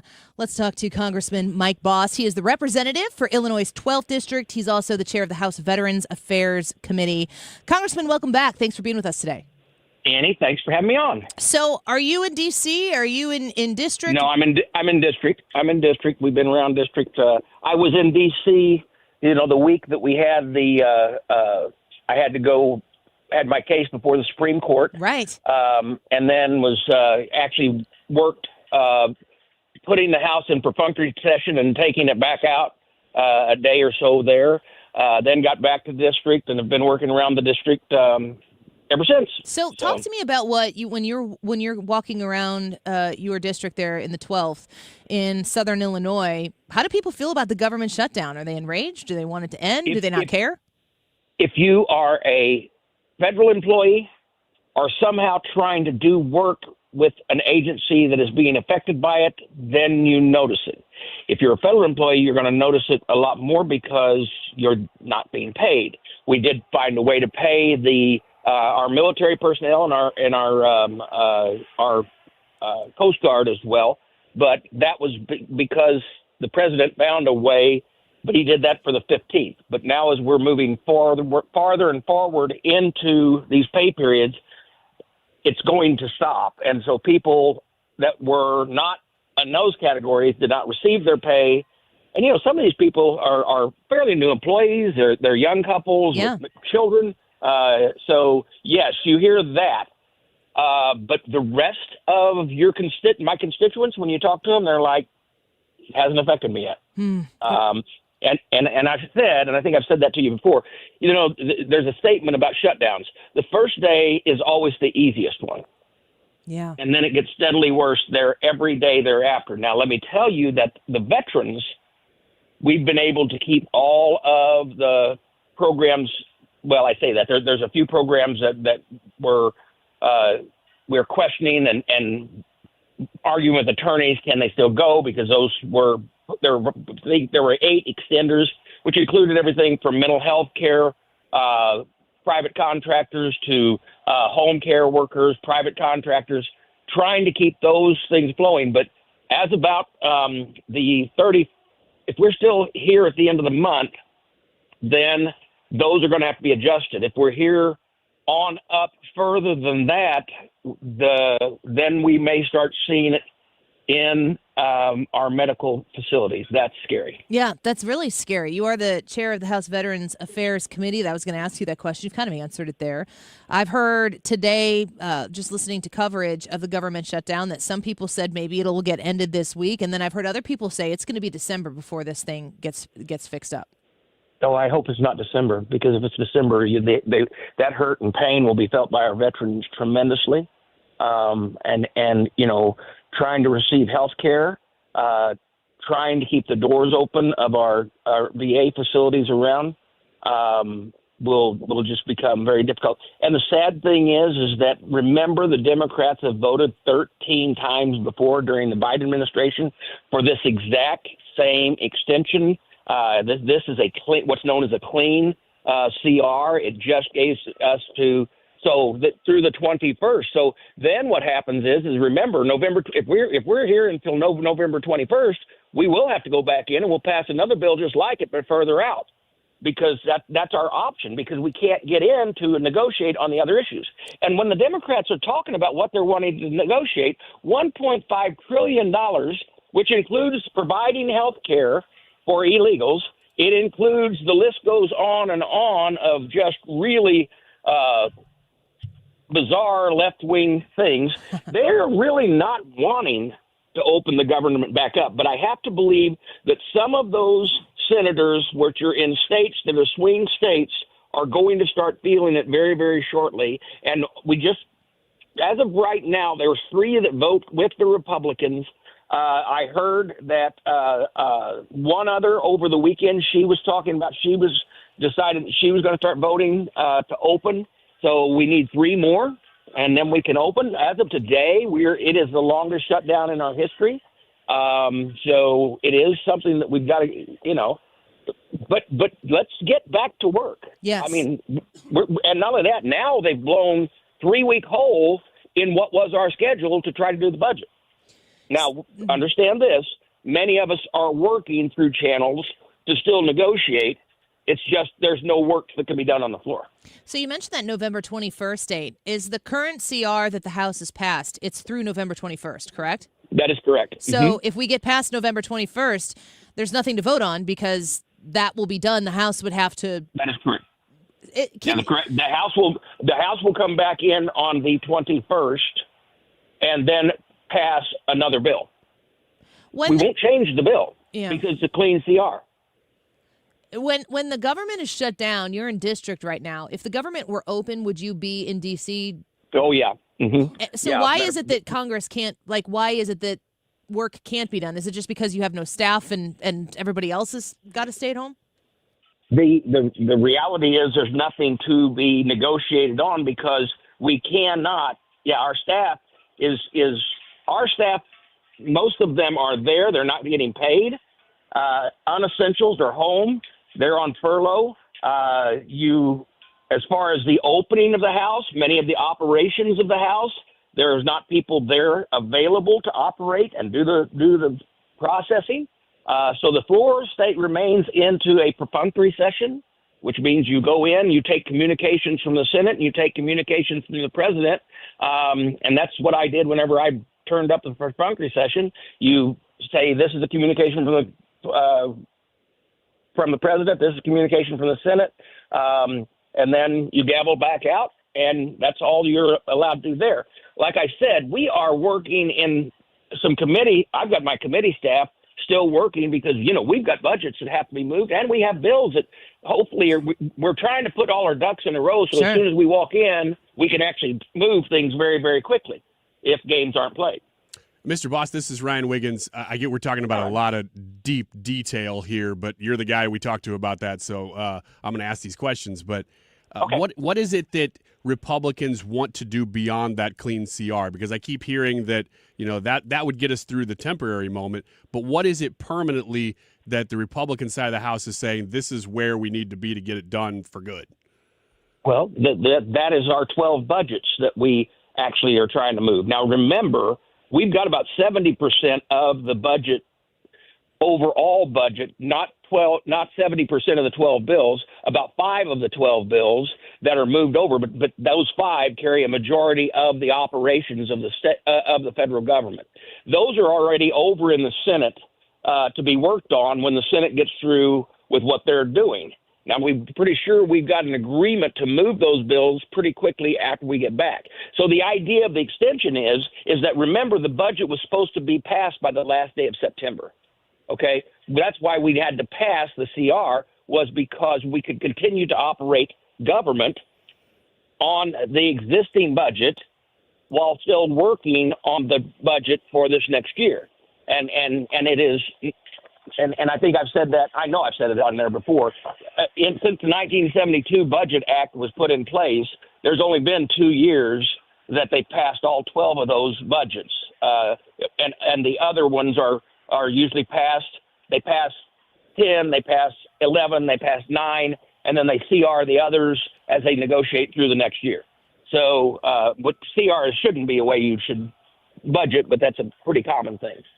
Well, we're going to let you go, Congressman Bost. We appreciate your time today. The one thing I did want to ask you, though, you have served your country and done so bravely. I just wanted to get your thoughts real quick on the president's efforts in the Middle East, because it's a really big deal. You are the chair of the House Veterans Affairs Committee. There are a lot of people who have worn the uniform here. We're not sending boots on the ground over there, but the commander-in-chief seems to have done something pretty amazing and unimaginable here. What are your thoughts? Here, I want you to think about this, because if you're my age and or close to my age, your whole life, the joke, and this is not a joking matter, but the joke was always, it'd be easier to have peace in the Middle East. Well, we're almost on the verge of having peace in the Middle East. How amazing is that? They've never seen peace, ever. I mean, maybe, no, never. And now you're talking about all of the already with the Abraham Accord, now with this piece. Now, let me tell you that I believe that I wouldn't trust Hamas, and nor does the president, but it is a case where that's what you got to deal with. And they're showing themselves to the world when they're murdering the people that they believe didn't stand with them, and making a public spectacle of it, while we're still trying to go through the second phase and still finish the first phase of the negotiated deal. It is one of the biggest things of my lifetime, and to know that he was able to go in and even get them at the table. Now it looks like that we can complete the deal if we can get Hamas out of power. Yeah. Trust but verify. It's been said before. Congressman Bost, we're grateful for you. Thank you for the time today. Thank you. Talk to you again Appreciate it. soon. Bye-bye. All right. Do you want to take this all the way to the end then, or what do you want to do? No, let's just go out here. All right. Let's take a quick break. We'll be right back. Do you approve of Donald Trump's ballroom addition to the White House? Yes or no? Let's find out what Brad thinks about this when we come back. Don't go away. Get your laundry clean. Didn't want no one to hold you. What does that mean? And you said, ain't nothing gonna break my stride. Nobody gonna slow me down. Oh no, I got to keep on moving. TheDiamondShop.net. Please reach out to The Diamond Shop online at TheDiamondShop.net. If you are in the market for something pretty, something sparkly, something as special as she is maybe, or as he is. They have a lot of great men's products at the Diamond Shop as well. I bought my husband a tie restraint from there, but I love to shop all the pretty things. I rave about the diamond stud earrings. You can kind of get like a starter set of diamond stud earrings. It's a great gift. If your lady has her ears pierced and she does not have a set of diamond studs, that is an A+ gift every single time. I promise. They have a way to upgrade those diamond studs as time passes and finances and stuff pass. So you can always, it's kind of an investment into the future, and that can grow along with your love for one another. Christmas is almost here as well. Remember, they do custom jewelry and watch repair, appraisals. They also buy gold. If you've got a special heirloom piece that you want to have them look at, great people to go to at the Diamond Shop. You can find them in Clayton, but you can find them online at thediamondshop.net. Hi, everybody. It's George Gray from The Price is Right. I'm excited to get to say 97.1 FM Talk. Come on down. And congratulations on an amazing 25 years in St. Louis.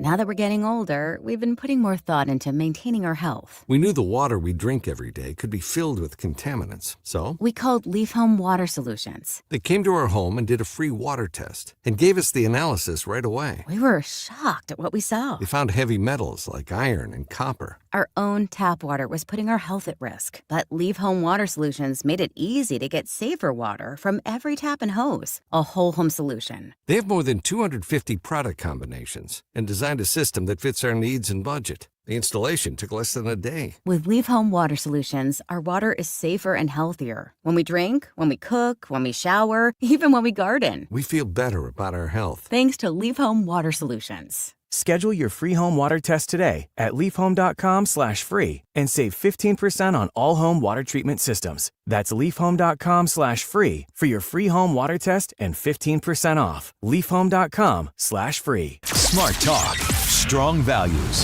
This is the Annie Fry Show on 97.1 FM Talk. Where are you now when darkness seems to win? Where are you now when the world is crumbling? Oh, I hear you say, look up, child. Welcome back to the Annie Fry Show, the YouTube live chat poll. We're asking you about the ballroom. Did I say this? Did I say this on air? I think I did. I would have thought that the White House had a ballroom. You did say that. Yeah. And what I was going to say that I didn't get to when we went into this whole thing about like character arcs and villains and stuff in entertainment culture. I've seen in these different type of White House government DC centered shows how they have to like book places to have events. I'd imagine there's a cost associated with that. I mean, unless they're using the Kennedy Center or things that the government Wouldn't owns. there still be a cost? I mean, Well, I'll just say this. Based on what I know about the government, I'm sure there's a huge cost associated with it. yeah, it's like all the no bid contracts. Brad, your thoughts on this? How do you feel about Donald Trump saying we're going to do this? He's reshaping the White House. Well, like you said, I thought that they had a ballroom when I first heard him talking about this. He's like, we don't really have that place to entertain guests. And I think really if the United States has to rent out a building, so if you're going to have in a big or a group of diplomats or something like that, I think that this is something that is necessary. And now Donald Trump says he's been able to gather private funding and all that other stuff to build it. I'm all for this. I think this is a great idea. I think it's something that the White House needs. I think this is an upgrade to the facility, and there's nothing wrong with upgrading the White House. Many presidents have done that over the year. So I'm all in. Yeah, let's do a ballroom. It's a multi-purpose facility. What do you think, Ryan? I don't see why you wouldn't do it. I mean, especially the way he's doing it. He's paying for it. He's really put this above reproach. It's something that they probably do need there. It is going to save money in the long run, and it's not costing the government anything. He's paying for it. Yeah, I mean, it is very true that he's probably wanting to do something permanent because they'll call it for the rest of the existence of America. They'll call it the Trump Ballroom, and he'll get a kick out of that. I don't think everybody will. Well, we'll see how these next 3 years go. But yeah, I don't, even though there's probably a very selfish motivation in some of that, there's really nothing to criticize about the way he's doing it. So what do you think about the gold in the Oval Office? It's gaudy and it's super Trumpy. And I'm fine with it because it's so him. That's what he does. I love that there are no extra spaces. If you look in the back, he's got all of these pictures up of presidents.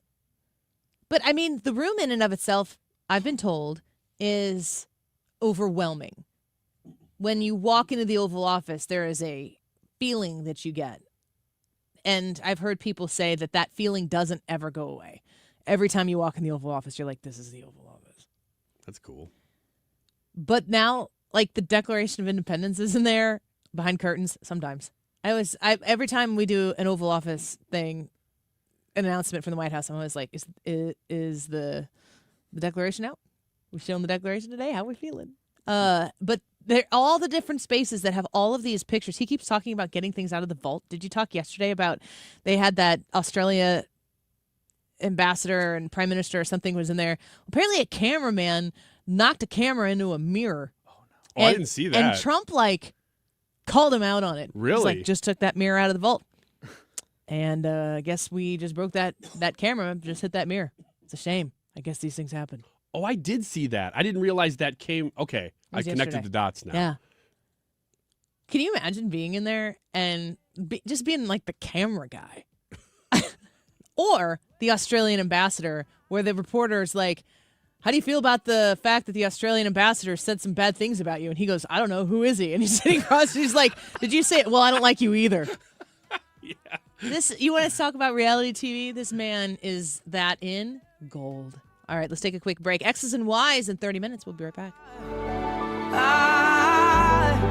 With this season's drought and high temperatures, demand for new sprinkler system installs is at its peak. Even with a little rain in the forecast, now is the absolute best time to put a new system in place, setting you up for a healthier, greener lawn next year. Don't let your lawn go through another season looking the way it does today. Take control now, and you'll never have to worry about the damage heat and dry weather can cause again. Call 636-695-7800 or visit ProOutdoor.com to schedule your new system installation today. Men, need a clinic that accepts all insurance, including Medicare? U.S. Men's Medical Center in St. Peters does. U.S. Men's helps men experiencing loss of energy, focus, concentration, and low libido. And they accept all insurance, even Medicare, for testosterone replacement therapy. Patients love the staff and the fact that, yes, I'm going to say it again, they accept all insurance, including Medicare. Feel better? Call U.S. Men's Medical Center at 636-244-5333. RulerFoods.com. Oh, the savings are tops at Ruler Foods always, but especially right now on a few different items. Strawberries, 1 pound for $2.49. That's great. You can stock up on strawberries. We love them. Buy them when they're low like this and freeze them. because they're going to be good once they have been sat in the freezer for a while. That's how we like to do it. Heritage Farm chicken thighs, only $1.39 a pound, and you can save on 12 packs of Pepsi, Mountain Dew, or Ryan Wiggins, even A&W root beer. Buy 2, get 2 free. Doritos, Ruffles, and Fritos, 4 for $10 when you buy 4. You can always shop smart at Ruler Foods. You can even have these great savings delivered directly to your door by scheduling a delivery through rulerfoods.com. If you haven't gone in store yet, give the inside of Ruler Foods a chance. Go in and see how nice, organized, and clean each of these Ruler Food stores are, and save on your groceries. Why would you pass up that opportunity? Shop smart, spend less, and save more. And schedule a delivery, all at rulerfoods.com. I'm getting older. Do I need to worry about falling? Yes, you do. Every year, 1 in 4 people 65 and older will experience a fall, and many result in serious injury. The majority of falls happen at home, so take a look around. Replace bulbs and add lighting to help you see obstacles. Remove things that can make you trip. Fix uneven steps and floors, and install handrails in bathrooms and on stairs. Consider balance or strength training exercises, which can help with agility. Get your eyes and hearing checked regularly. Changes in your hearing can affect your balance. To learn more, please talk to your doctor about steps you can take to help prevent a fall. You can also visit aarpfoundation.org or MedicareMadeClear.com/falls. This message was brought to you by United Healthcare and AARP Foundation. KFTK FM Florissant from the Kaufman Townsley St. Louis's Injury Lawyers Studio. Call 314-500-5000. That's 314-500-5000. All on the free Odyssey app.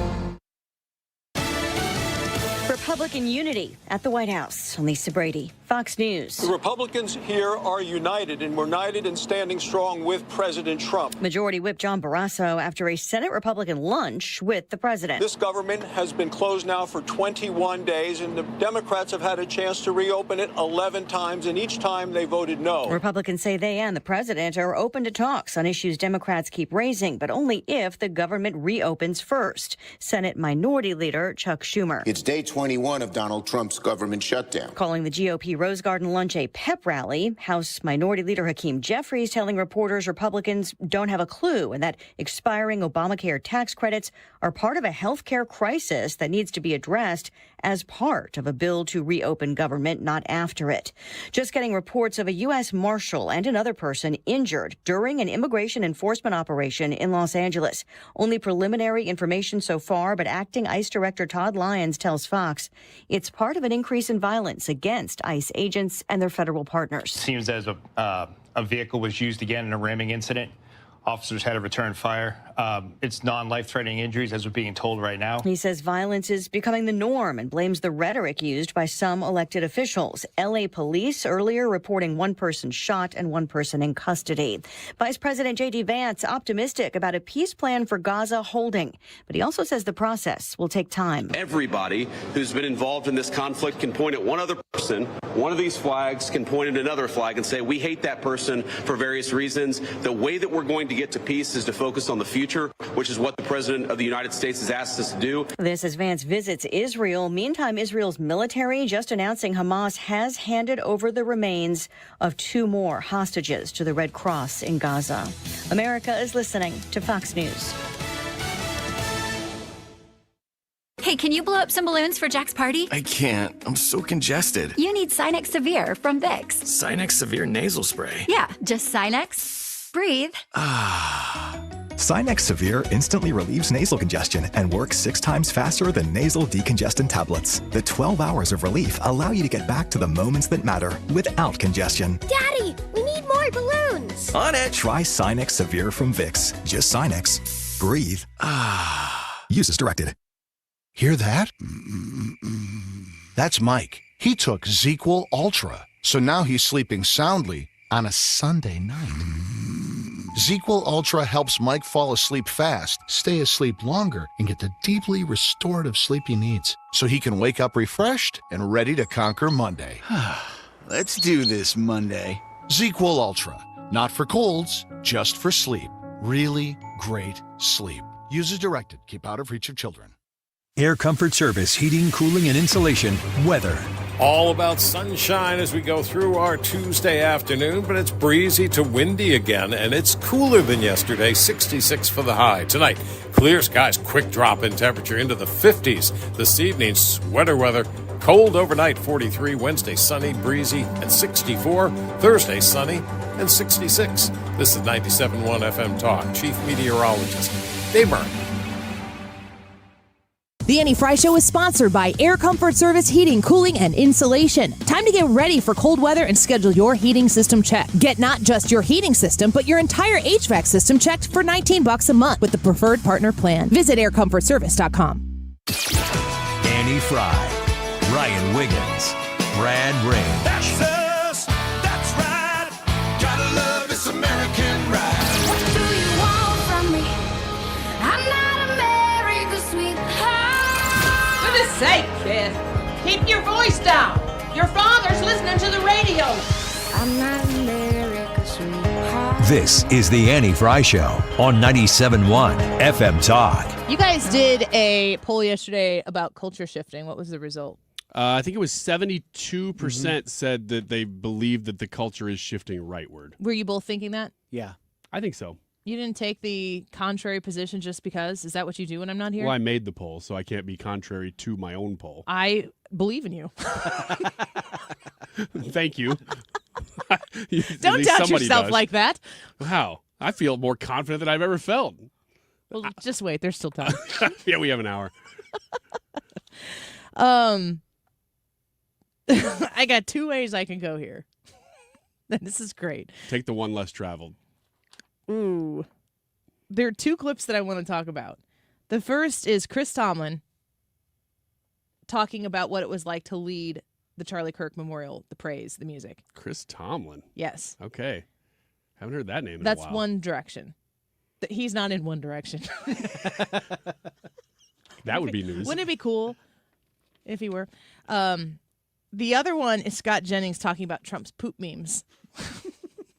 You know which one I want to hear. These are both happening in the same reality. These are the same, like in the multiverse. This is the same universe.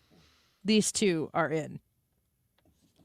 I tweeted this in the last 24 hours or something, but people who are really bent out of shape about we did a poll on the sombreros because I was gonna maybe do a poll today on memes and Trump, but I was like, I think we've already kind of asked that question. I think we've already treaded that path, but I also maybe think that it would possibly be okay to ask on a weekly basis and track the results to see how people feel like about a Rasmussen rolling poll. Yes.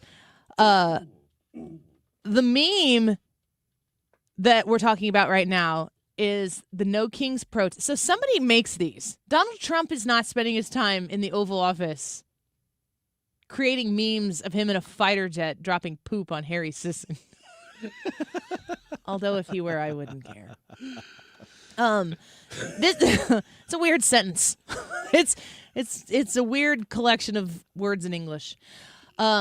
He's not doing that, but people are doing that for him. And then the decision to tweet it out from the president's social media is, I think, where a lot of people are like, this is unbecoming of the president. It's just so funny because Harry Sisson is just such a nobody.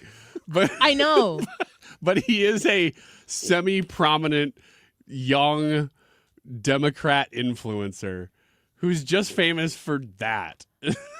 I would propose that 90% of the people listening to us on the radio on 97.1 FM Talk right now do not know who Harry Sisson is. Yeah, and it these might are be the higher people- than 90%. Yeah, and all of the people listening are the plugged-in people. That's how insignificant that guy is. And they either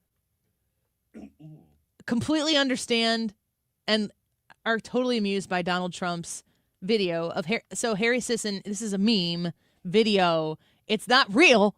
I don't think it's not real, but Harry Sisson is like protesting at a No Kings rally, maybe in New York City, and Donald Trump gets in a fighter jet and flies over the No Kings protests and dumps poop all over Harry Sisson, among other people, at these No Kings protests. Do you think it's making a point, Scott?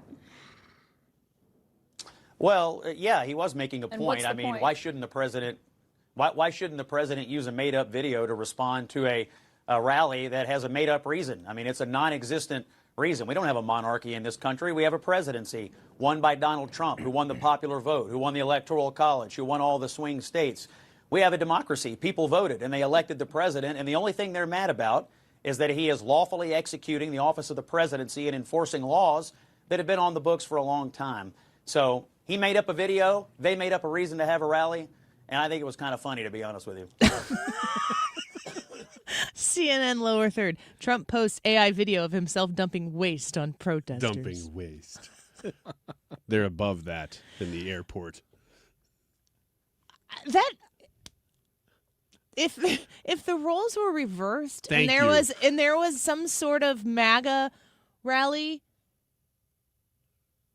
they'd probably literally dump waste on the Trump supporters. I mean, like, wah, wah, wah, wah. Oh, poor baby, wah. Get over it. It's a video. Harry Sisson, congratulations on being the one person who Donald Trump highlights in that video from the start. Like, you've officially made it, buddy.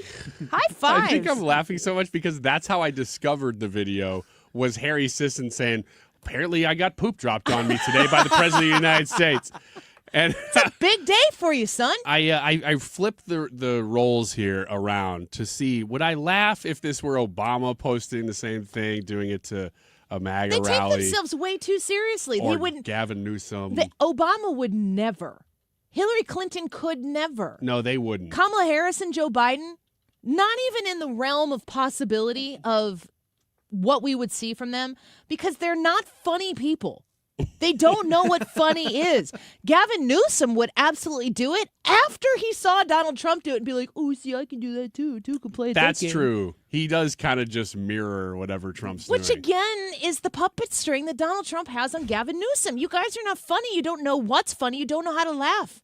But if Newsom posts that video of himself flying an aircraft, dropping a bunch of poop on literally you. Let's say you made the radar. See, now here's where it's unrealistic. I'm not important enough to do that. Neither is Harry Sisson. But no, he's way more hateable by his detractors than I am, because people don't know who I am. If I were the person that the left picked to poop on, that would be huge for us. That's true. Well, okay. All right. That would maybe be that's a a really bad big example. deal. Yeah, because that would actually put us on the map more. So. I mean, honestly, but in all sincerity, it would be Charlie Kirk, and they killed him. Okay, that's real. But back to the poop. The poop thing. You could have let a little room for breathing in there. I figure you're probably transitioning into Chris Tomlin here. So, I just No, want to not make now. one more. It's all poop all the time on the Andy Fry Show. Joke, like it, and make it even worse. Like, make it awful, where it's Gavin Newsom flying the plane. He's dropping poop on people that you absolutely love in the media. It's got corn in it. You think it is disgusting. That's over the top, bud. But do you laugh? Do you still laugh? If Gavin Newsom does it? Yeah. I probably laugh at him. No, I'm not laughing. I mean, Trump is laughing in that fighter jet. He's having a good time. He's wearing a crown. I know. The Tim Burchett video in front of a Burger King sign where he's eating a big Whopper. And he's like, nope, no kings here, but this is a good burger or something like that. Tim Burchett is the funniest member of Congress that nobody knows about. When George Santos was given clemency by Donald Trump, did you guys talk about that yesterday? Not really. So George Santos has been put in solitary confinement for a large portion of the time that he has been in prison. Did he do bad things? He certainly did. Did justice get served in him being found guilty? Yes, I think so. But the way they're treating him is the way that the system treats Republicans. He's being treated differently because of who he is. And Donald Trump recognized that. Marjorie Taylor Greene, Matt Gaetz, among other people, have advocated for him to receive clemency because he's having cruel and unusual punishment in their purposes. I'm not like here or there on the George Santos thing. I think he's probably learned his lesson. But George Santos is freed from prison with clemency, not a pardon. So his record isn't expunged, but he is no longer needing to serve the remainder of his, I think, like 7 years, I believe, was the time he was going to have his sentencing. And why is he being put into solitary confinement? That's outrageous. It's so ridiculous. It's so outrageous.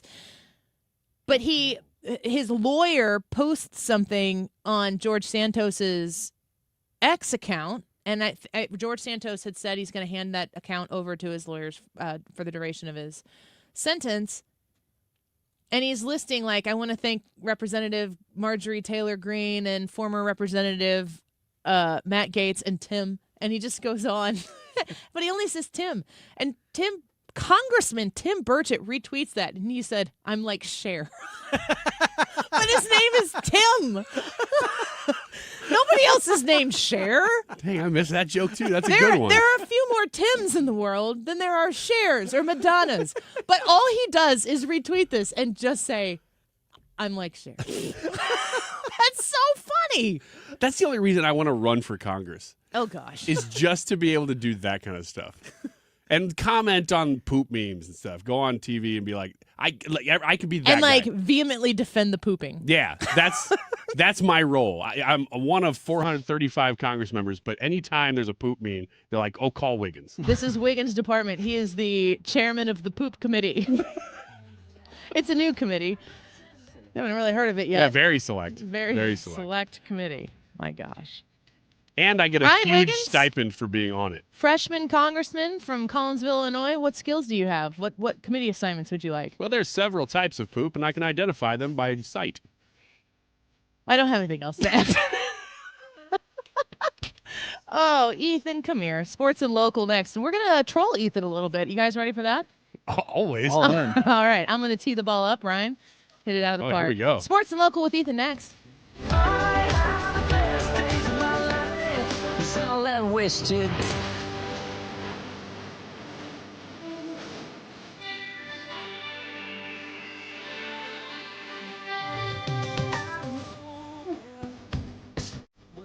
Home Shield Foundation Repairs.com. They have a signature Home Shield waterproofing system that is designed to address your basement water concerns with precision and efficiency. You have a leaky basement.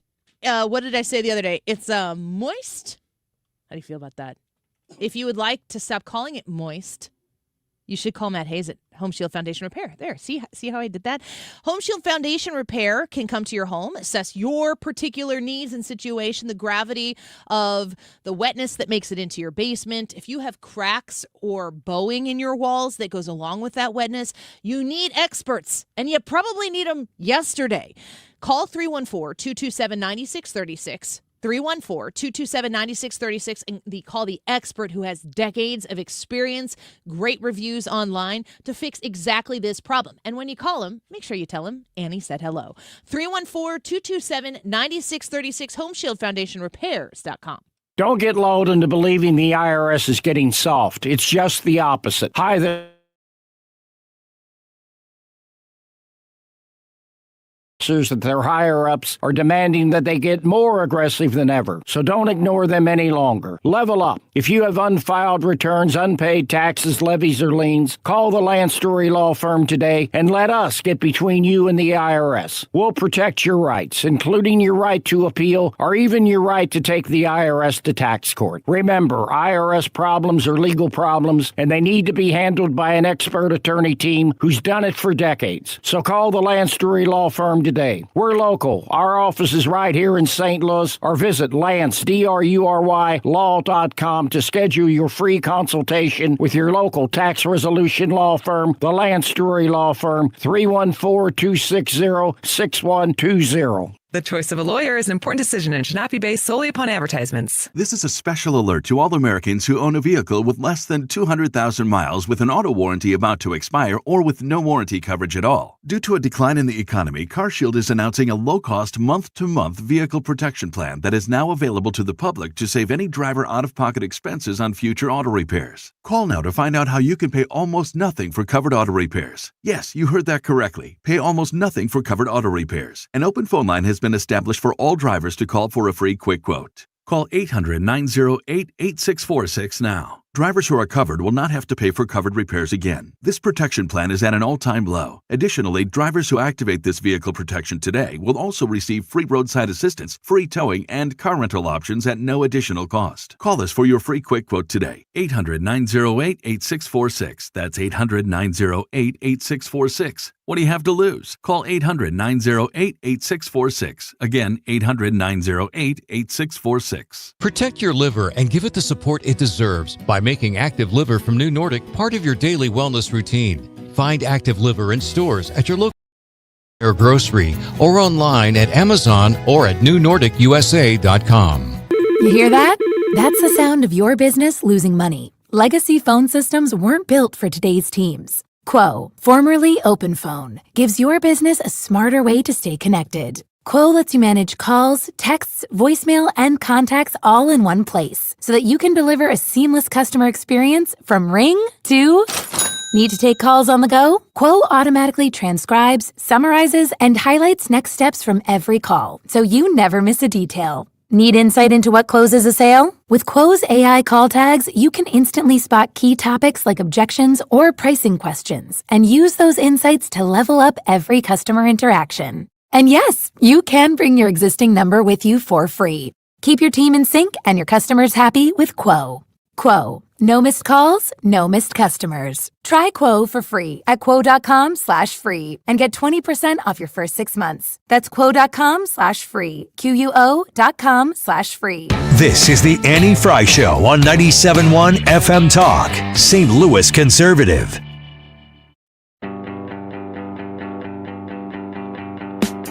Here's the thing, we started out friends. It was cool, but it was all pretend. Yeah, since you've been gone, you're dedicated. Welcome back to the Annie Fry Show. Just within the last couple hours here, Jim Jordan has tweeted or posted on X, John Brennan lied to Congress. Today we referred him to the Department of Justice for criminal prosecution. That's a really big deal.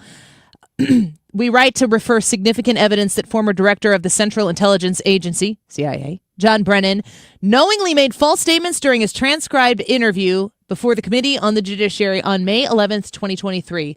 While testifying, Brennan made numerous willfully and intentionally false statements of material fact contradicted by the record established by the House Permanent Select Committee on Intelligence and the CIA. Brennan falsely denied that the CIA relied on the discredited Steele dossier in drafting the post-election intelligence community assessment. That's a big deal. This is a big deal. I thought this would be the first one. Now, Comey ended up being the first one because of the statute of limitations on what he did, but this is not surprising to see because I really thought Brennan would be the first one, the ex-CIA director. I mean, this is pretty big stuff, so they better be pretty sure that they've got him, and from what I've seen up until now, they are pretty sure. Let's get to Ethan, sports and local on the day. Woo. Check it out. Sports and local. And now, Banjo Ethan plays the spoons. Okay, I like that. We got an email today. Uh-oh. About That's you. not good. Yeah, From it's our always... boss? Yeah, maybe? We should probably relay the bad news on the air. Yeah, it's always the way to do Getting it. fired? The best way to do things in radio. The pause is concerning. I walked in. There's a lot to it. I walked into the building today, and every day I am just used to seeing Brad's face on that TV screen out there. Mm-hmm. How long has your face been out there, Brad? I feel like it's been about 6 months now. It's been a long time. Yeah, he got an extended run. He had a double quarter, I guess, of winning the Odyssey Award. So they have us nominate and vote on people who deserve to be recognized for their efforts. And we have back-to-back Annie Fry Show producers because Ethan Hannaford is the new Odyssey STL Award winner. But yes, this is very exciting, Ethan. Oh, good. Highly I'm not deserved. fired. Well, I know, but I do have one point of interest here that I want to read from the email. Uh-oh. Ethan has fully embraced associate producing for 2 3-hour shows. He is eager to help. And then it says he contributes in significant ways. Wait a second. Insignificant. He contributes in significant ways. No space between them. On the air while keeping the trains running on time as a producer. Is this 1 or 2 words, like in space significant There's or no insignificant? Space. There's no space. Got it. I feel like this is kind of passive aggressive. I also think I might have written this paragraph. I hope so. This feels like something that Ryan would have written. It does. It feels like I wrote it, and Ryan's like, I'll edit it for grammar. I have almost a worse insult than writing something negatively. I didn't care about this at all. I did nothing. I didn't help. I didn't nominate you. Somebody asked me if you should win, and I just blew them off. It's like, absolutely not. You know, the 4 out of 5 dentists recommend? He's the other dentist. Mm-hmm. His positive attitude is felt by everybody he works with. He makes coming to work fun and makes the work we do better. Ethan deserves this award. I think I wrote that. I don't think I wrote insignificant, but here we are. So you think that there may have been some sabotage in play? Possibly, but you have the award, and your face will now be on the TV screen probably till Easter, so congratulations. At least they picked a picture where my hair looks okay and I don't have a double chin. Honestly, I call that a win. You're a good-looking guy. Double chin. I agreed with that. I will agree with that. Ryan? In that picture, you look way better than you really do. Oh in my person. gosh! All right, hey, let's go to We're there. Ethan's insignificant contributions in Ethan Sports and Local. What do you got for us today? A couple of weeks ago, it may have been less than a couple of weeks ago, I talked about how there had been some circulation in the news regarding Albert Pujols, his potential to be managing in the majors this upcoming season. The Los Angeles Angels were the main team that there had been a lot of attention around. The Angels owner, Artie Moreno, had even met with Pujols here in St. Louis to discuss it. How rude. I know, right? Pujols had an event here for his foundation last week. A great event. Yes. Well, it came out today. Actually, it came out yesterday that Pujols was no longer being considered for the managerial position in Los Angeles. Kurt Suzuki, a former Angel catcher, was announced as the new manager for the Angels today. There are still a couple of teams, though, that have a lot of interest in Albert as their potential manager in 2026. The main two right now that have been released are the Baltimore Orioles, who I guess the St. Louis connection there would be Matt Holliday's son. Jackson Holliday plays for Baltimore. And also the St. Louis Browns. Thank you, Ryan, for the most contributing important nothing. connection that matters. And, Thank you. And then, Speaking of insignificant. in San Diego, the other one would be that Mike Schilt, the former Cardinal manager, just got fired. No, he resigned. Excuse me, resigned. Thank you very much. He resigned. So San Diego and Baltimore, the two main, the two main options right now, the two teams that are looking into Albert potentially as just come here and be the bench coach, the hitting coach, the do whatever you want coach. Or just hang out in the studio from noon to 3. Albert Why don't you just come here and be my co-host? It would be fun to have him on staff here, but I think that he's going to get better offers from other places, and I think St. Louis is pretty good with what they have in their coaching staff right now. With the Yachty thing I don't swirling. know. We could offer in the 4 figures. 4 figures. Those are action figures. Would love to know the career earnings of Albert Pujols. They're bobbleheads of him. Listen, it's a big night here in St. Louis, but also throughout the country. But I know especially in St. Louis. The NBA starts tonight, huh? Yay, NBA. Anyone? If I were over on the board right now, that crickets thing, boom. Chirp, chirp, chirp. I found the hotkeys, Brad. Go Timberwolves. I mean, all right. Really? I don't know. Okay. All right. Well, I know there isn't a You lot. Grizzlies fan? Who you got? Jazz. I don't even really care about the NBA. I used to pull for the Miami Heat. I really like Dwayne Wade, but I don't Legitimate comment here. Mhm. I care way more about the WNBA than I do the NBA. Really? Because of yes. Caitlin Clark, I'm assuming? Yes, Yeah, absolutely. That's fair. Yeah, you want to talk about any good storyline, what you're cheering for isn't like the score. You want to see Caitlin Clark put on a show that nobody can ignore. That's all there is to it. Yeah, That's entertainment. I will say care about this. both of them the least amount, or the same amount. The No. best Tied joke for I last. ever did on the TV show that I was on for 2 seasons. This The, is gonna the be best super joke disappointing. was, and it was a totally set up joke with one of the musicians. I was the host. And I said, okay, I'm going to rapid fire some questions at you. First question, what's the best kind of chicken? And he goes, nuggets. And I said, what's the best kind of gold? And he goes, nuggets. And I said, what's your favorite NBA team? And he goes, Jazz. That's the best joke we did. That's in the why he's whole not in show. TV any longer. That's right. Thank you, Ryan. I appreciate that. One well, more? welcome. If you were real quick here, just to continue with this NBA story, if you are looking for a team or you're looking for someone to pull for, there are a few St. Louisans that are in the league. So I'm just going to go through a couple of the players that are in the league that you could keep up with this year if you have any interest. Jason Tatum is probably the most well-known. He attended Chaminade College here in Creve Coeur, of course, has won an NBA championship. Publicly proud of his St. Louis roots. Very much. I think he actually just came out with a shoe that is like based around St. Louis. Cool. So I'll have to look into that a little more. Bradley Beal also went to Chaminade, has had a lot of success, a long career.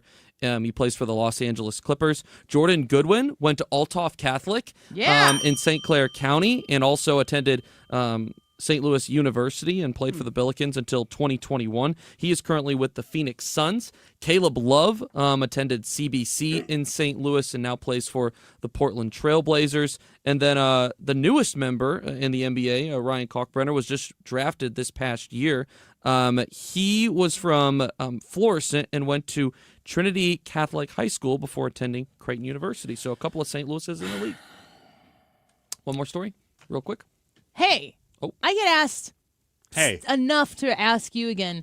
Did Sophie Cunningham ever accept your Facebook friend request? No, she did not. Give me your phone. Let me message her for you. A little bit hurt. Oh, right now? You have her phone number? No, I have I think his he meant phone. on like Facebook Messenger. Oh. I'll be like, hey, lady. For a little while she was popping up on my recommendations on Facebook. I was Friends. like, full send. Yes. Oh, I got a great plan for you. Friend request every other WNBA player first. So that you're the topic of conversation. So that you're friends with everybody she knows, and then be like, oh, I guess I'll just friend request you too. Good idea. Good idea. Real quick before we wrap sports and local, it was recently announced that Emo's Pizza has been ranked in the top 20 in Yelp's national study of pizza chains across the country. National ranked study? Like 17th. Taylor Swift, everybody has an opinion on it. Yeah, so real quick, I'm one of the rare people that thinks it's just kind of, it's in the middle for me. It's fine, but I feel like most people either love it or they hate it. I love Emo's Pizza. You have to order whatever you get with extra cheese. That's the trick. But it's Emo's Pizza. It is the equivalent of like a McDonald's cheeseburger. If you want a cheeseburger, if you're like, I want a cheeseburger, you don't go to McDonald's to get a cheeseburger. But if you might want a McDonald's cheeseburger. That's like a separate category adjacent to the cheeseburger category, but it's not the best iteration of a big, juicy, toppings-filled cheeseburger. It's its own separate thing. Emo's Pizza, to me, is in its own class. You don't compare Emo's Pizza with my favorite deep dish in the area, which is Joe's Pizza, or, like a standard type of pie, like a Papa John's or whatever. So you think it's equivalent. unfair to compare it to regular pizza? No, I think it deserves a place in the conversation because it's unique. But you can't be like, I'm trying to think of a common pizza place that everybody knows. Little Caesars. No, not like that. Not in a chain. I mean, like when you think of pizza, you don't think of Emo's Pizza. Sure. Right. Yeah, But it's a square beyond compare. I mean, It's beyond compare. You can't compare it to anything. That might be a good Friday poll at some point. Or a good Thoughts on catchphrase. Emo's? They should use that. I would love to partner with Emo's. My family loves the family meal deals, and we get them. It is a destination. We go to the one in Troy, Illinois right now. And when we're trying to figure out what to eat, and Emo's comes up, everyone is an immediate, yes, that. Go get that. We love it. Salad's great. We do the exact same thing Great. as you, but I'm just trying to disagree because you're you. So you like it? More and more and more. My family made me like it. I didn't eat it much growing up. It's fantastic. But now we eat it all the time. Who's going to go get Emo's now? I might. Brad is. Let's take a quick break. X's and Y's, the difference between boys and girls. We'll figure it out next. Don't go away. Since you've been gone, how come I never hear you say, I just want to be with you? Guess you never felt that way. But since you've been gone, I can't breathe for the first time. I'm so moving on, yeah. Point Pest Control. It's point with an E. PointPestControl.com. Get rid of those pests in your home. One is too many, but if you've noticed an ant problem, spiders don't like them. Like, what did I say the one time? Like, you can call Point Pest Control or arson. That's really Yeah, how you suggested burning down your own house. I mean, it's on the list. I think Point Pest Control and becoming a Premier Service Plan quarterly member like I am, it's more affordable than the insurance claim. Yeah, it really did save you money overall. It did. It's an investment in your future and the future of your family's roof over their heads. If you are looking for a pest-free environment in any season and every season, Point Pest Control can deliver that to you. They'll treat your home inside and out. It's safe for your pets to be around, your kids to be around, your spouse to be around. Point Pest Control can help make sure that your home is truly pest-free. Call them and mention my name because you're going to save an additional 10% on the top of whatever specials they have going on. 636-798-0023. 636-798-0023. Residential and commercial alike. Point with an E. PointPestControl.com. If you've been injured in a trucking accident in St. Louis, you need attorneys who live here and work here. We know the STL and fight for the STL. You need Kaufman Townsley. Real people, real results. Call 314-500-5000. Hey, St. Louis, how would you like to see if you, your family, or employees qualify for a health insurance plan that has open enrollment year-round? Bill Pauly and his team at the Pauly Agency put the sure in insurance. Call to set an appointment at 636-222-2149. That's 636-222-2149. This station is now conducting a test of the emergency alert system. This is only a test.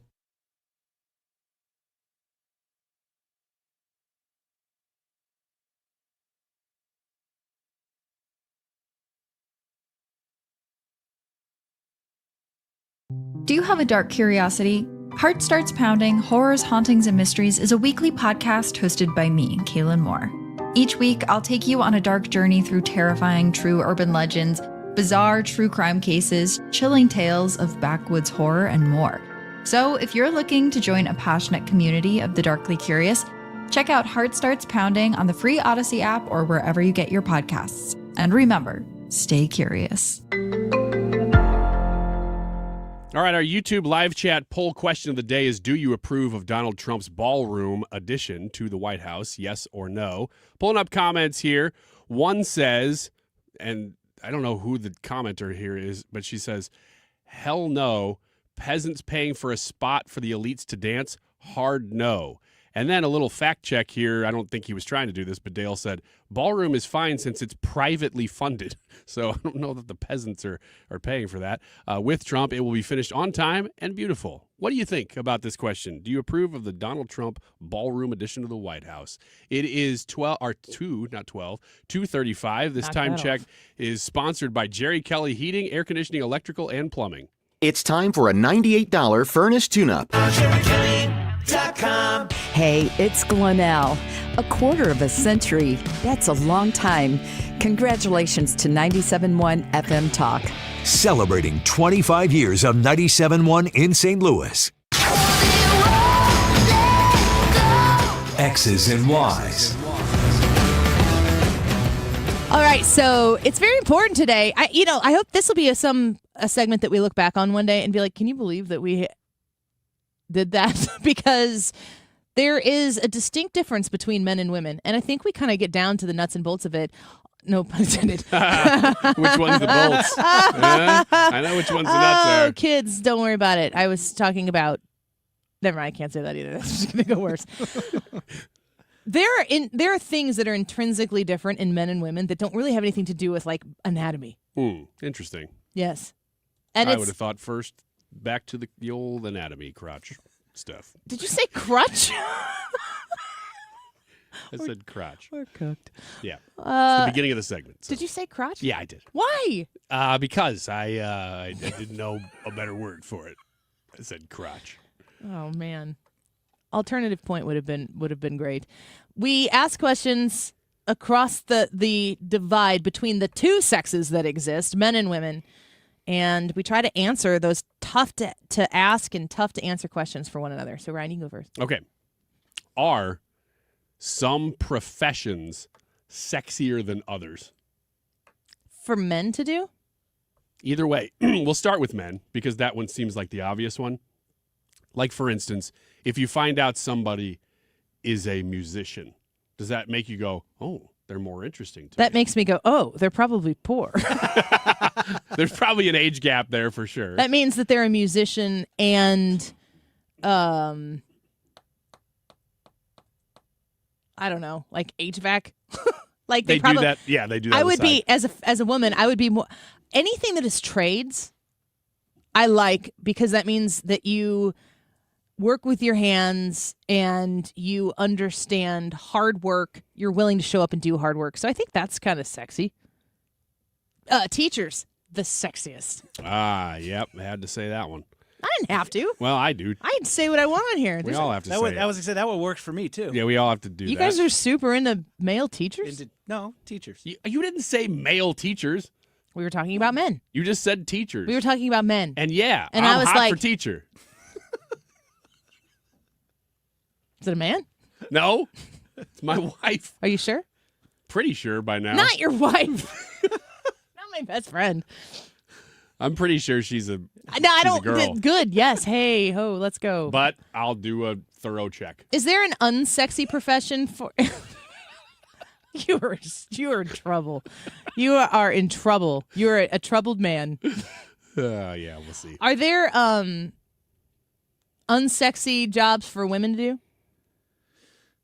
Unsexy?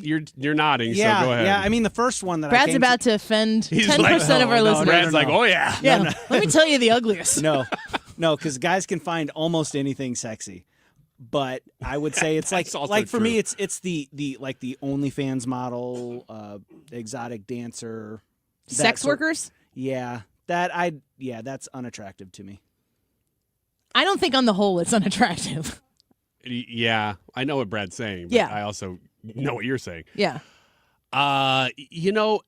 It's weird because I would say the jobs that you find to be attractive for men, the hard labor jobs, those would be the ones that come to mind for women as unattractive. However, I can also picture women in those jobs and go, oh, that's kind of hot, though. There's a video on Twitter. I would say IDOT, maybe. There's why not MoDOT? Or MoDOT. There's a video on Twitter of this guy working some sort of oil rig, something or other, and he's throwing chains around this big, dirty, messy pipe, and he's just sweating like crazy. And the comments on that video, I think there are people listening right now who are like, I know what that video is. And Rippling muscles. Yes. Trying to get that pipe in that hole. That's what he's doing. Go ahead. You should be ashamed of yourself. It's what he's doing in the video. I don't know that it is. It's covered in all kinds of weird chalk and mud. That's not even innuendo. I think you're into different videos than I'm thinking of. I don't know what you're talking about. But being able to work with your hands, and I mean, obviously you don't have to do that for a living to be able to do that and be useful. Like you, how useful are you with your hands and skilled labor? Extremely. Mm-hmm. As you know, no, as you would not know, but I am. That's super convincing. Just ask anybody. Okay, so other than sex workers, are there any unattractive? This is exactly what you did in Wiggins America. What is the same thing? Wiggins America was hobbies that the other sex does that are unattractive. What kind of is the same question, isn't it? It's close. Not the exact same. It's not terribly far apart, but men, the hobbies they don't want women to do is OnlyFans. and women are like, could you maybe put down the video game controller, grown man, just for a minute and come sit by me and pay attention to me? Video games and OnlyFans. Okay. That's the comparison. Okay, there are people putting some suggestions in here as to unattractive jobs. Lunch lady. Okay, there is definitely a Halloween costume out there for sexy lunch lady. For sure. Oh, I'm sure there is. I mean, there's probably sexy clown and stuff, and I'd be okay with seeing that, I guess, depending on who's wearing it. How about? What if it was that man in that video? Nah, that dude's not a clown. That dude's working hard out on some rig. Quick Rick says, and I really can't picture this being a sexy job. Undertaker. Got to agree with that. Well, there's some jobs where it should be a requirement to the job to not ever have that be into consideration. Can you imagine somebody being like, man, I saw her No, I Working said I her don't want. job. I don't want to know. I don't want this to go further. I can't handle it. Okay.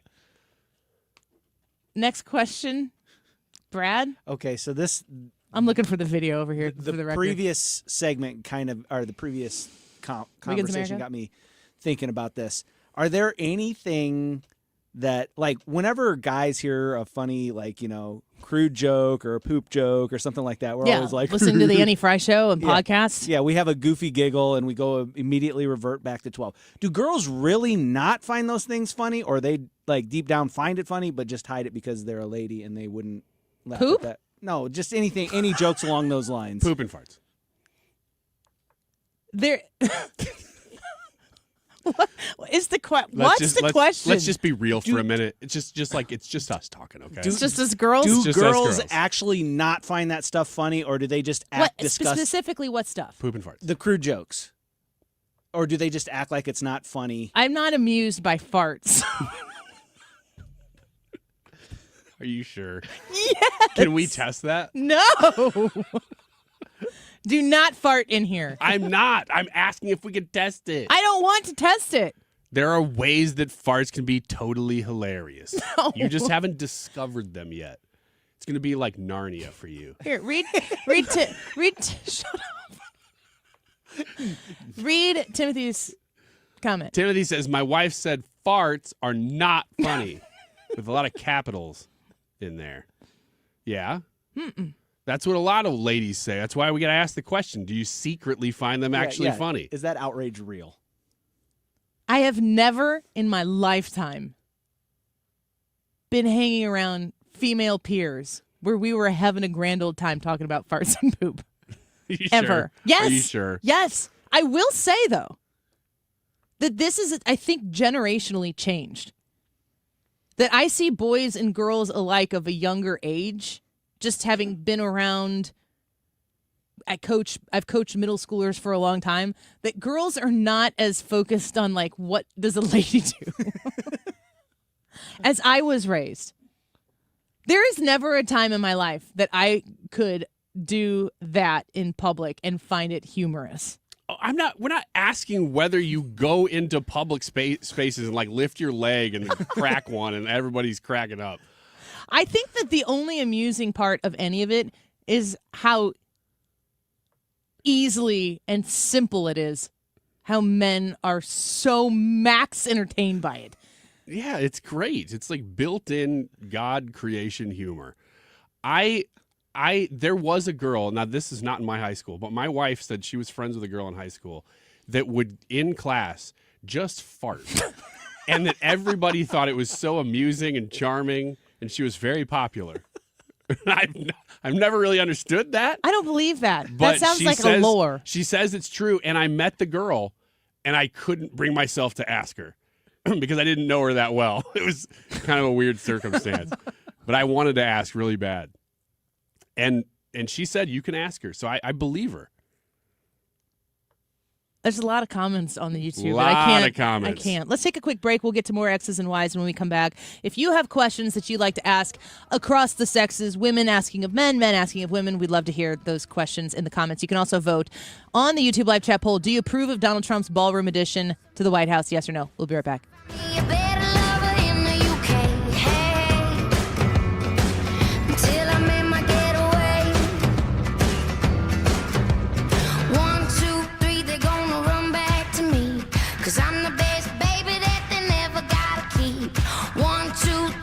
The Lutheran Elementary School Association online at lisastl.org. Stop laughing. I can't do this.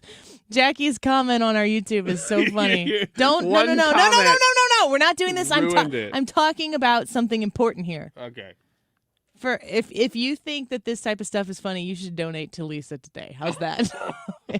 All right, men. That type of stuff. Put the money where the mouth Say is. it in the ad what it is. Annie Fry Show Scholarship. Do you know that we raised, with your support and your help, to over $27,000 for the Annie Fry Show Scholarship to help kids in the St. Louis, Missouri, Illinois area be able to afford a Lutheran education? Being able to give out scholarships to local kids so that they can access that education, so they can have a school of their choice, if you will. There are so many unique aspects to Lutheran schools, but we want to work together and we want to partner with you to make that happen. You can go to lisastl.org to learn about a Lutheran school near you. There are 34 elementary schools in the bi-state region. There are 4 high schools, with one coming to Franklin County next fall. Consider a Lutheran education for yourself, for your grandchildren. Help make it possible. It's way more affordable than you think it's going to be. They offer support for IEPs and special needs, and tuition assistance is available through people just like you who helped establish the Annie Fry Show Scholarship with Lisa. Learn more at Lisa with an E, lisastl.org. This Thursday, stop by Bobby's in Maryville for a boolicious bash with 30 candy-filled trunks and prizes galore, all supporting Maryville's Cops and Kids Christmas. So have your costume ready for Thursday and learn more at 971talk.com/events. Since we have lawyers in all 50 states, I see and hear lots of lawyer ads. It seems that most are bragging on what they got their clients. But be careful. If you heard that someone sold their car for $500,000, you would be impressed. But if you later learned that it was a rare $10 million Ferrari, would you say that person got screwed? And that's before you even know if it's true. Who is fact-checking? And how much went to medical bills and lawyers' fees? If you want to get an idea what your case may be really worth, visit forthepeople.com and go to Settlements and Verdicts. You will see what a law firm like ours is capable of. And fact check for yourself. All that glitters is not gold. We became America's largest injury firm for a reason. We won big, a lot. At Morgan & Morgan, we represent consumers. Morgan & Morgan, forthepeople.com. Injured? Dial pound law or visit forthepeople.com for an office near you. Now that we're getting older, we've been putting more thought into maintaining our health. We knew the water we drink every day could be filled with contaminants, so We called Leaf Home Water Solutions. they came to our home and did a free water test and gave us the analysis right away. We were shocked at what we saw. They found heavy metals like iron and copper. Our own tap water was putting our health at risk, but Leaf Home Water Solutions made it easy to get safer water from every tap and hose. A whole home solution. They have more than 250 product combinations and designed a system that fits our needs and budget. The installation took less than a day. With Leaf Home Water Solutions, our water is safer and healthier. When we drink, when we cook, when we shower, even when we garden. We feel better about our health. Thanks to Leaf Home Water Solutions. Schedule your free home water test today at leafhome.com/free and save 15% on all home water treatment systems. That's leafhome.com/free for your free home water test and 15% off. leafhome.com/free. Annie Fry is back because truth doesn't take a break. 97.1 FM Talk, St. Louis Conservative. Womp bom balloon bom bom bom bom to the boot. Oh, root. Welcome back to the Annie Fry Show. Little X's and Y's to wrap up here. Hurry up and get your vote in on the YouTube live chat poll. Do you approve of Donald Trump's ballroom addition to the White House? Yes or no? Go vote and tell us what you think.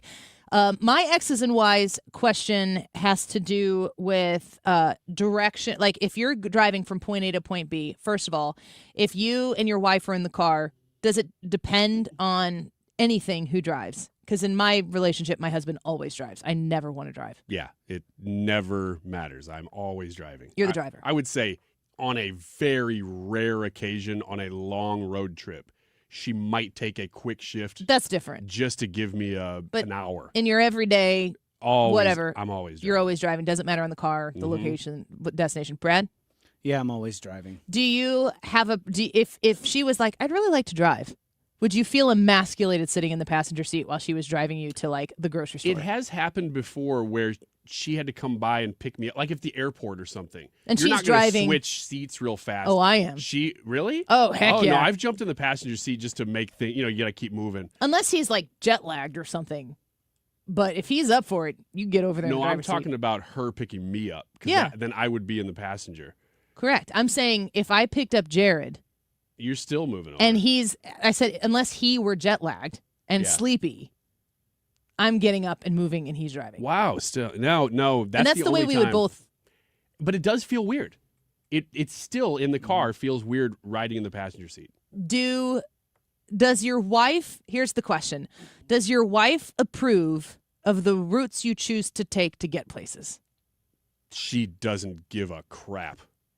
She does not care. She's riding. Yes, she does approve because she doesn't care. Brad? Yeah, same. She just doesn't really say anything about anything. She does want me to drive faster all the time, though. Your wife is the anomaly. I'm not even the fast driver, but she's like, I can tell sometimes she's getting impatient with me not going fast Do you drive the speed limit? No. Under? No.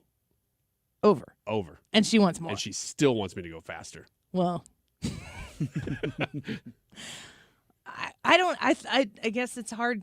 I wish Trisha were here because my husband and I will be going to a place that we go all the time, and there is an obvious route to take for both of us. It's not the same. Really? Oh my gosh. Huh. Why are you turning here? Well, it's just I can't really have the conversation if you guys don't experience that. No, we don't ever have that. Your wives are better that wives talk. than I am. Yes. Mm-hmm. Yes, you better agree to that. You're like, oh, I don't know. It depends on the day. With you in the room? Heck no. I'm sure you're great. No, I'm not. I have thoughts. We've actually grown in many cases to putting into the GPS wherever we're going because it'll tell you traffic or something like that, the best route to take, and a lot of times that's the one we're taking. This may not be an X's and Y's question, but do you use Google or Apple Maps or whatever Google Maps often? All the time. I do too, just All because the of time. traffic conditions. Yes, it's not because I don't know how to get there. I want to know the ETA. Me too. Especially lately coming in from Illinois, there have been a lot of lane closures and construction. Yeah, it's bad. I also want to beat the ETA. I want to win that. Okay. Okay. Even on short trips, you want to beat it? Sure. I mean, it's a 15-minute drive and you're trying No, to make it's it not. 14? It's a 13-minute drive. Wow. If you're good at it. You are competitive. No, I'm not. You're right. I win. Oh, man. Real quick, did you have a question, Brad? Yeah, my question is why do women like getting flowers, and does it have to be flowers, or could it be just anything else? Do you like getting compliments? I don't know. I don't get them. I understand that, Brad. Men don't really get No. compliments ever. Once in a while from another man, you might Would be you like to get a compliment? Yeah, Ryan gave me a great compliment this How did it morning. make you feel?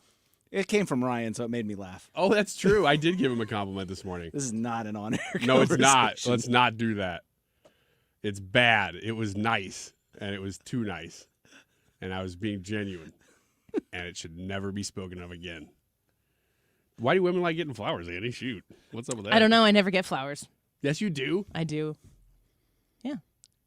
Why? Is that really a question? Yes. What is it about? Yeah, what is it about the flowers, or does it have to even be flowers? Can it be anything? Well, I think it depends on the person.